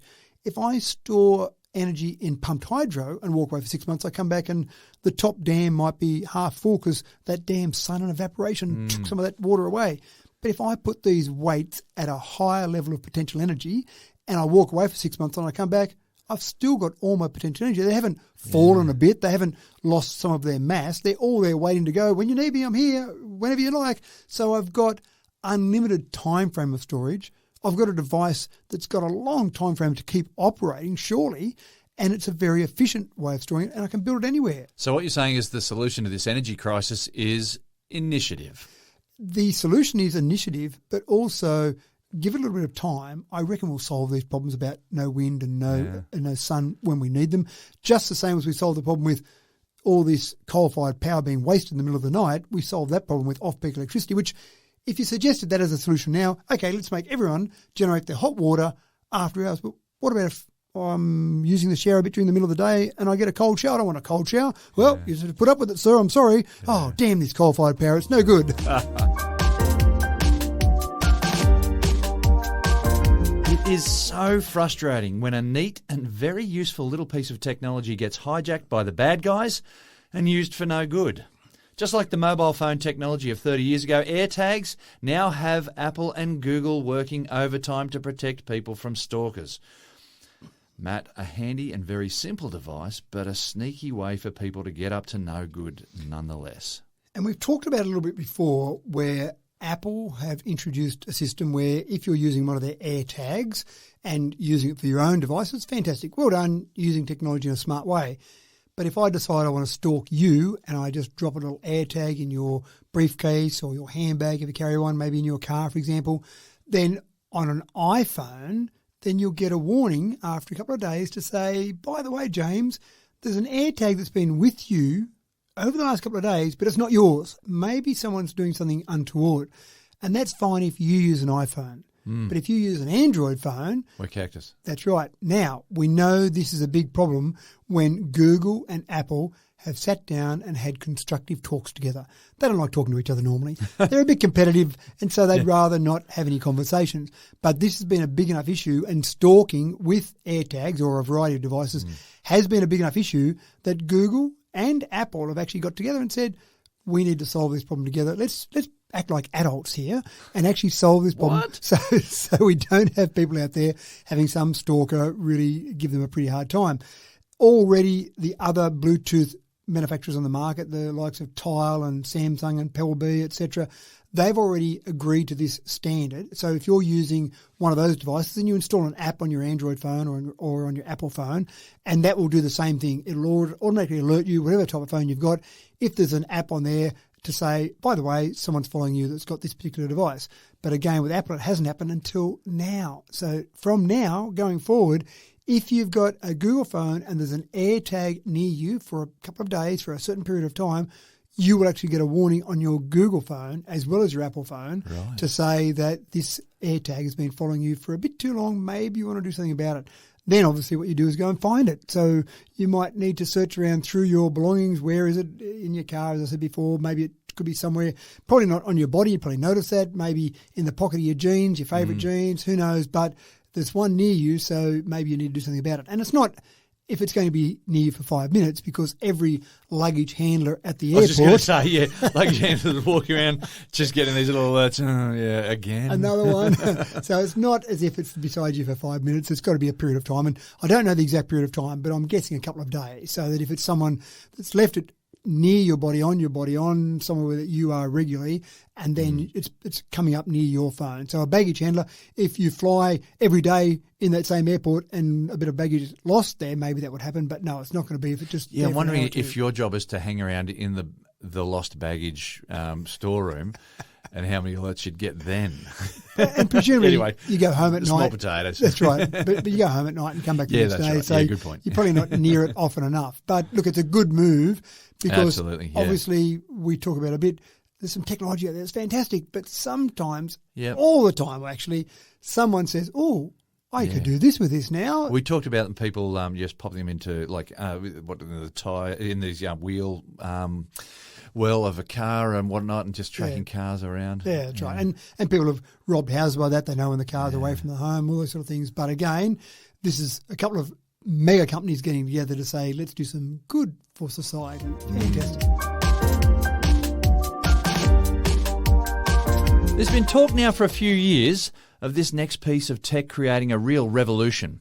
And good things come to those who wait, as my mother used to tell me around Christmas time. From a country where EVs are the norm, it stands to reason that charging up should be as smooth as the road that you're driving on. And that's literally the way they have gone in Sweden. By 2025, they'll have the world's first road that charges your EV as you drive. Matt, more bright sparks coming out of Scandinavia, huh? Absolutely. I love some of the concepts coming out of there. This is a 21-kilometre stretch of highway that's going to be charging your EV. Now, there's been some trials done in a variety of countries, actually. You've had some done in Sweden, you've had some done in UK, Germany, Italy, even Israel. They've typically been fairly short sections because they've been trials. They've been trying different ways. And there's three main methods they've been using to charge your EV as you drive. The first one is a bit like a suburban train system where they'll construct overhead power lines, and then your vehicle, and this is probably designed more for larger vehicles, trucks type of thing, rather than cars. they basically have a trailing wire at the top, and that'll just trail along on that wire. A bit like Dodgem cars that are shown. Yeah. Wow. So that's been one method they've trialled. Fairly easy to fit a vehicle with that because it literally is just a pole. That pole might fold down, for example, when you're not using it, and then when you enter this section, fold up, connects on there, rubs along there, puts some power into your car. I can't imagine it's charging it at an incredibly fast rate. The second method seems like a lot more work, and it's a bit like a slot car scenario. You'll have literally a slot in the road, and as you drive onto that, there'll be a piece that will fall down from your car and drag into that system, into that slot, and charge as you drive along. Wow. Those two systems they've trialled, they've had varying levels of success. I think the way they'll go, though, will be wireless charging. And that will involve constructing a number of coils underneath the road, and then your car will be fitted with a receiving wireless coil underneath the car, and as you drive onto that road, it automatically charges up. Just the same as we've got wireless chargers with phones, it'll be the same thing. Yeah, I think anything that comes with a physical link needs a little bit more maintenance on it, doesn't it? That would make sense. And just imagine trying to line up that slot into the or the thing that drops down into the slot. And again, that's rubbing, so there's more friction there. The wireless one makes a lot more sense. And people already are doing wireless chargers with their EVs in their garages where they'll put a wireless coil on the ground. They might plug that into their, maybe a power point or maybe something where they need a bit more power than that, and they'll fit a wireless device underneath their car. So every time they drive into their garage, their car just charges up. You never have to worry about plugging it in. So that sounds great. But going along a stretch of road is obviously the same sort of thing. Now, I am intrigued by one part. They're going along a highway. Sorry, now that third method is the way that they're going. Well, they haven't said that, but they have said we've been testing different methods, and it seemed like the ground-based inductive charging was the method. They haven't made the announcement yet, but having read some of the trials they've done, I suspect that'll be the way they'll go. The interesting part, though, here is 21-kilometre stretch of highway. On a highway, you typically expect to be driving faster, maybe 110 k's an hour, for example, in Australia.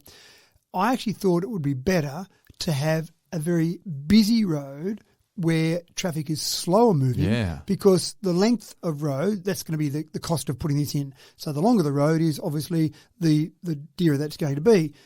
If you want to charge up a car a certain amount of charging, then you want it to have as much time as possible. Yeah, so if it's travelling slower. That's right. So a 21-kilometre stretch on the highway or a 21-kilometre stretch in a congested city where people are going along at 20 kilometres an hour, that would make more sense to me. So I don't quite understand why they've gone a highway. But one of the things that's really fascinating out of this is that you say, well, big deal, it sounds convenient, but is it really going to help much? Well, there's a study that's been done by Chalmers University of Technology in Sweden, and they said that they believe for cars that will be used in commuting, you'll be able to reduce the battery size by up to 70%, because you won't need to charge as often and you won't need the range. Yeah, so if every day on your commute to work you drive along on a road that charges up your battery, who cares if you've only got a 200-kilometre range, for example, because, well, I'll charge up that on the way and it'll be ready to go, and then on the way home I'll charge up again. You only need the 200 kilometres for the bit that you're not charging up. Exactly right. And so if you reduce the battery size by 70%, then the cost of the car is obviously going to come down fairly dramatically as well, because the battery is still a large part of the cost of the car. So I thought that was pretty interesting. I really suspect that there will be a fair amount of movement on this once you see a few places set up and working. So there'll be a decision being made by any company in government that's building a new road in the future, which will be new road being built. What type of method, not do we put it in, what type of method of charging do we put in for that particular road? I don't know how they do the costing of this. I don't know how you get to pay for the electricity you use. It may be some government initiative where they say we want people to use EVs, so it's going to be free to everyone that drives on that road.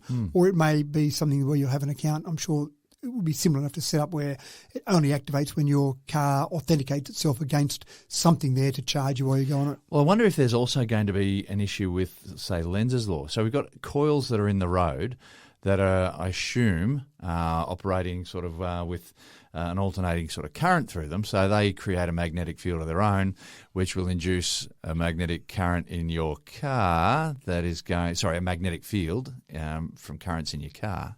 And you're that saying will might slow down. That's right. So you're going to have to work a little bit harder to get across that road. I wonder, I'm spitballing here. Yeah. But anyway, some questions to be answered, and we'll find out what happens in Scandinavia. It's a really interesting question because I haven't seen that discussed in any of the information I've read about the wireless charging in the roads. It'd be pretty difficult. No, it wouldn't actually be, because you know how many kilowatt hours per 100 kilometres your car is using, and that's fairly solid information that comes through on your dash of your car to tell you your efficiency. So if suddenly that went up by a couple of kilowatt hours per 100 kilometres, you go, oh, well, this is great, I'm getting some charge in, but I'm actually using more while I'm driving through that. So interesting concept. Anyway, there's things happening out there. Yeah, very good. Here's a little help to save you some refrigerator heartache. Next time you're at the fridge, maybe think about throwing that stuff in the takeaway container that has been there for 2 months. And what about that bag of bacon that you're not sure about? And the veggie crisper at the bottom? Just how long is a zucchini supposed to last unattended?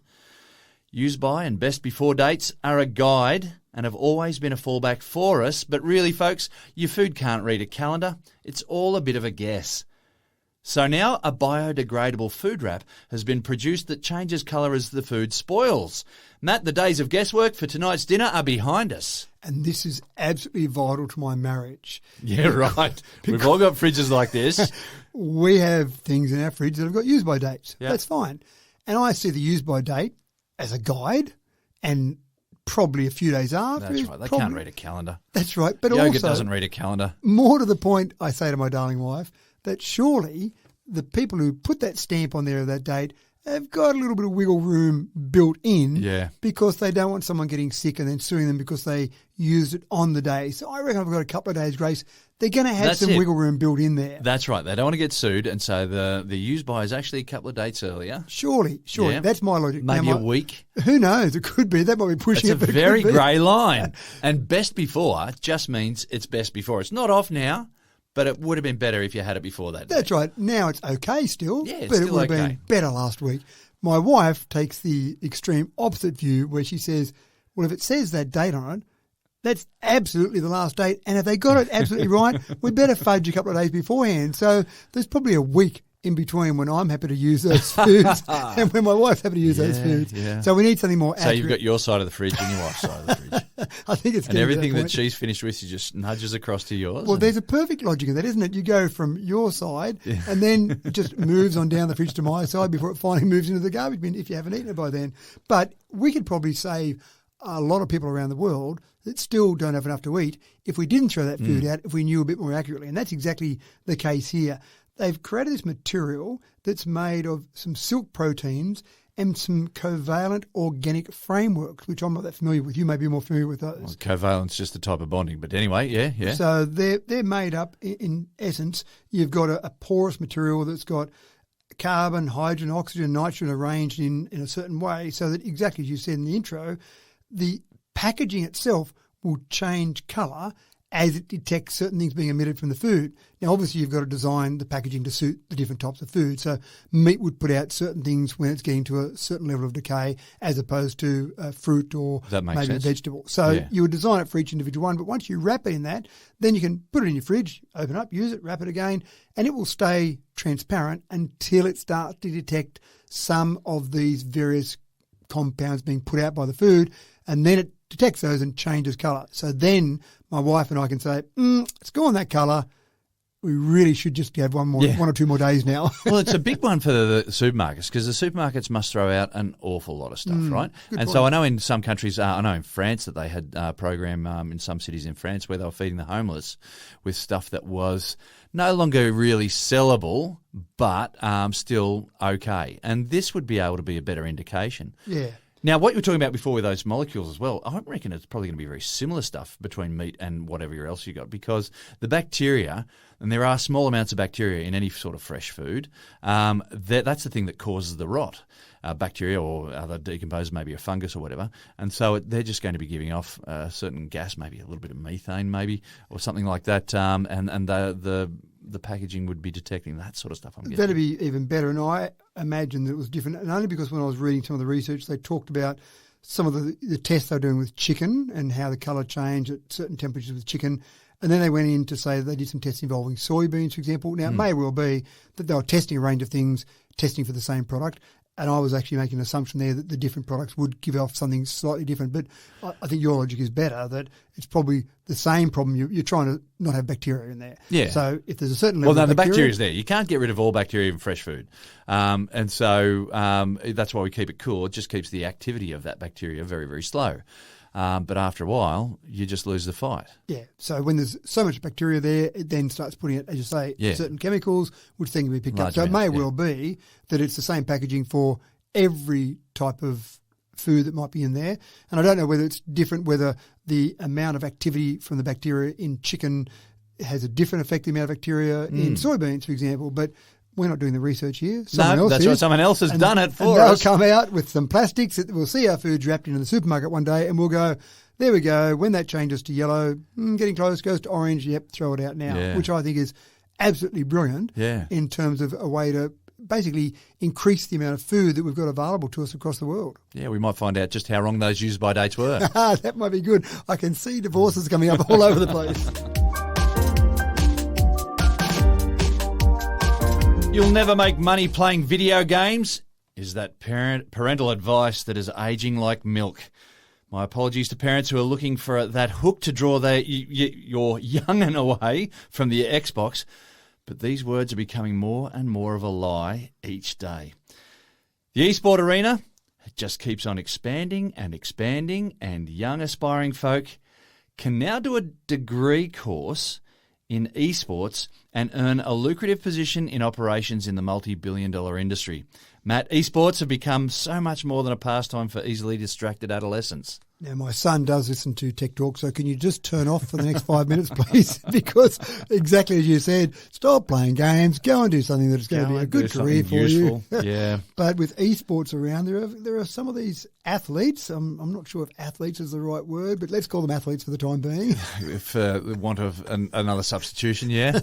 Some of them are earning seven-figure sums playing esports. Sounds incredible.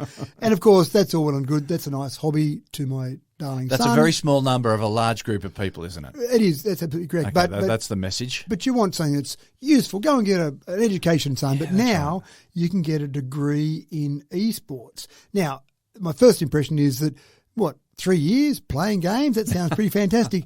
But they have actually thought about it a bit more than just playing games for 3 years. It's 2 years and 9 months of playing games. No, I'm sure it's much more sensible than that. They actually look into a range of things. So behind the scenes roles. Yeah, so in order to get this big organism to work, this esports organism, it's just like any other sport, that they need a whole lot of other people making it all happen. And when you think about it, it's such a good point. I hadn't thought about it. When you think about athletes going through in what I'd call more traditional sports, and if you had a friend or one of your children that said, I've been selected to go to AIS, the Australian Institute of Sport, isn't that fantastic? You'd be very proud of them. Absolutely. In this case, you go, well, you can get a degree and keep playing that sport you love. So we should be very proud, but I'm just not convinced. I'm going off to get a degree in esports. It'll be a while before it aspires the same sort of pride. Yeah, I always think about the telling of your grandparents. Go and tell your grandparents how well you're going at school or whatever it might be, but go and tell your grandparents that you're doing a degree in playing sports on a computer. Good at video games. Yeah, that's right. Yeah. But they do some things in behind-the-scenes stuff. So they go and look at organising a tournament. How do you go about that? Because you can just imagine the logistics of organising one of these tournaments. Huge job. So they learn about that. They learn about the mental health and well-being of some of these esports players. Same with any occupation that's got high pressure associated with it, whether it be a sport or any occupation, then there are some people who suffer some pretty severe mental concerns around that. So they work on that so that when these people come out of this 3-year degree, it doesn't necessarily mean that all they're going to do is go and play esports. They might find as they're going through their degree that they're not actually quite as good as they thought they were, so they can't earn those seven-figure sums. They might be able to earn a few dollars and maybe earn nothing, but what am I going to do for a career? Well, there are people who obviously organise it. There are people who manage teams, for example, put teams together, go and get sponsors. So all these other behind-the-scenes roles, not just the people playing the games. So I don't mind that idea. Well, they get big crowds to come and watch. So assuming you've got to have big screens to be able to watch those as well. So there's a lot of IT support that's required there, I'm guessing. Yeah, and even this is over at Angus College in Dundee in the UK. And, for example, part of this whole process they're doing to make the university stand out in this arena is they're building a 4,000-seat esports arena dedicated for their students, obviously, and they'll be able to organise tournaments there and get practice organising all that and the technology behind the screens. But part of the reason for all of this is that the industry, you mentioned billions there, you're spot on, the industry is projected to be worth $1.9 billion by the year 2025. Wow. So this, we kind of laugh about it now or scoff at it a little bit, but maybe Dundee in the UK is way ahead of the rest of us, and this will be something that the University of New South Wales and University of Sydney will be running esports degrees in before we know it, and here we are, little old Dundee over in the UK is leading the way for the rest of the world. We'll be having esports arenas built in our big city centres and whatnot. Yeah. Wait and see. You may have heard about this next story on the news recently. The Beatles are headed back to the charts with Paul McCartney raising John Lennon from the dead and releasing a brand new song with some never before heard lyrics. Matt, not so much dabbling in the black arts going on here, but a bit of AI-assisted creative flair, shall we say? Isn't it incredible? We're still talking about the Beatles. Yeah. They haven't been together since the 60s, and we're still talking about John Lennon was assassinated in 1980. Yeah. And here we are 43 years later still talking about the Beatles and John Lennon. So there was a tape that Lennon made that had a few songs on it. Yoko Ono had it, and on the tape it was basically written for Paul McCartney. And from that, they did actually pull two songs off it back in the 90s, back in 95 and 96. They pulled off Free as a Bird and Real Love. And there was a good enough quality on that tape that they could pull John's voice off that. They could take the music from that and use the other living Beatles that were there at the time and have two new releases of the songs. I don't know how well they did in the charts. I don't remember those two songs in particular. But there was a third song on there and the quality just wasn't good enough. They couldn't extract John's voice well enough, and so they gave up on it. They said, look, we've got two songs 15 years after John died, so that's okay. But now, here we are 43 years later, and McCartney's obviously been approached by someone with some pretty clever AI, and they've said, we reckon we can take that other song that wasn't quite good enough quality before, pull John's voice off it, pull all the background noise out of that, then put together a song that you can actually make as a Beatles song. Amazing. It is amazing, and it gets better or worse. I'm not sure which. Apparently, some of the background noise is from where Lennon was doing some of his recording. There was a bit of electricity noise in the background. It wasn't a great recording studio. It might have just been a little studio he had in his home kind of thing. So that noise in the background, that was pretty easy for AI to pull out because it was at a fairly constant frequency. So, well, that's easy. We'll get rid of that. Then other background noise and then clean up his voice. We haven't heard it yet, but Paul McCartney's talked about it and said there is one more coming, one more Beatles song to come. This will definitely be the last one, but it gives you an idea of the power of AI. There were some pretty clever producers back in 95 and 96 when they released those other two Beatles songs, people that have had their head buried in the music industry for decades, and they were able to work some magic with those two songs, but they couldn't quite get it with the third one. But now you throw a bit of AI into the mix. Here's John's voice. They gave it some samples of John's voice. That's what we're listening for. Go and pull that and get rid of everything else. And that's exactly what they're doing. Now, again, I'll be very interested to see how it sounds and how close it sounds to John's voice. Having said that, Paul McCartney in an interview recently did talk about the fact that there are lots of new Beatles songs out there, Paul. He's been approached by lots of people where they've used AI to recreate John and Paul's voices, the Beatles sound, and they've created new Beatles songs, a bit like you and I did for our 100th episode where we just did a bit of AI and recreated our voices. People have been doing that with John's voice, with Paul's voice, and Paul said, I've heard some of these songs and they sound pretty good, but it's not me. It's not John. It's just AI creating it. And then what does it become? It becomes people feeding off someone else's success to create something new. And there's a lot of, I don't know, is that art? How do we regard that? That's the question, isn't it? Yeah. I mean, Who's the artist? Taylor Swift has been quite clever. She said, use my voice if you like. Use it for AI. Just give me a cut of all the sales that you get out of that. So let's adapt it and let's embrace it.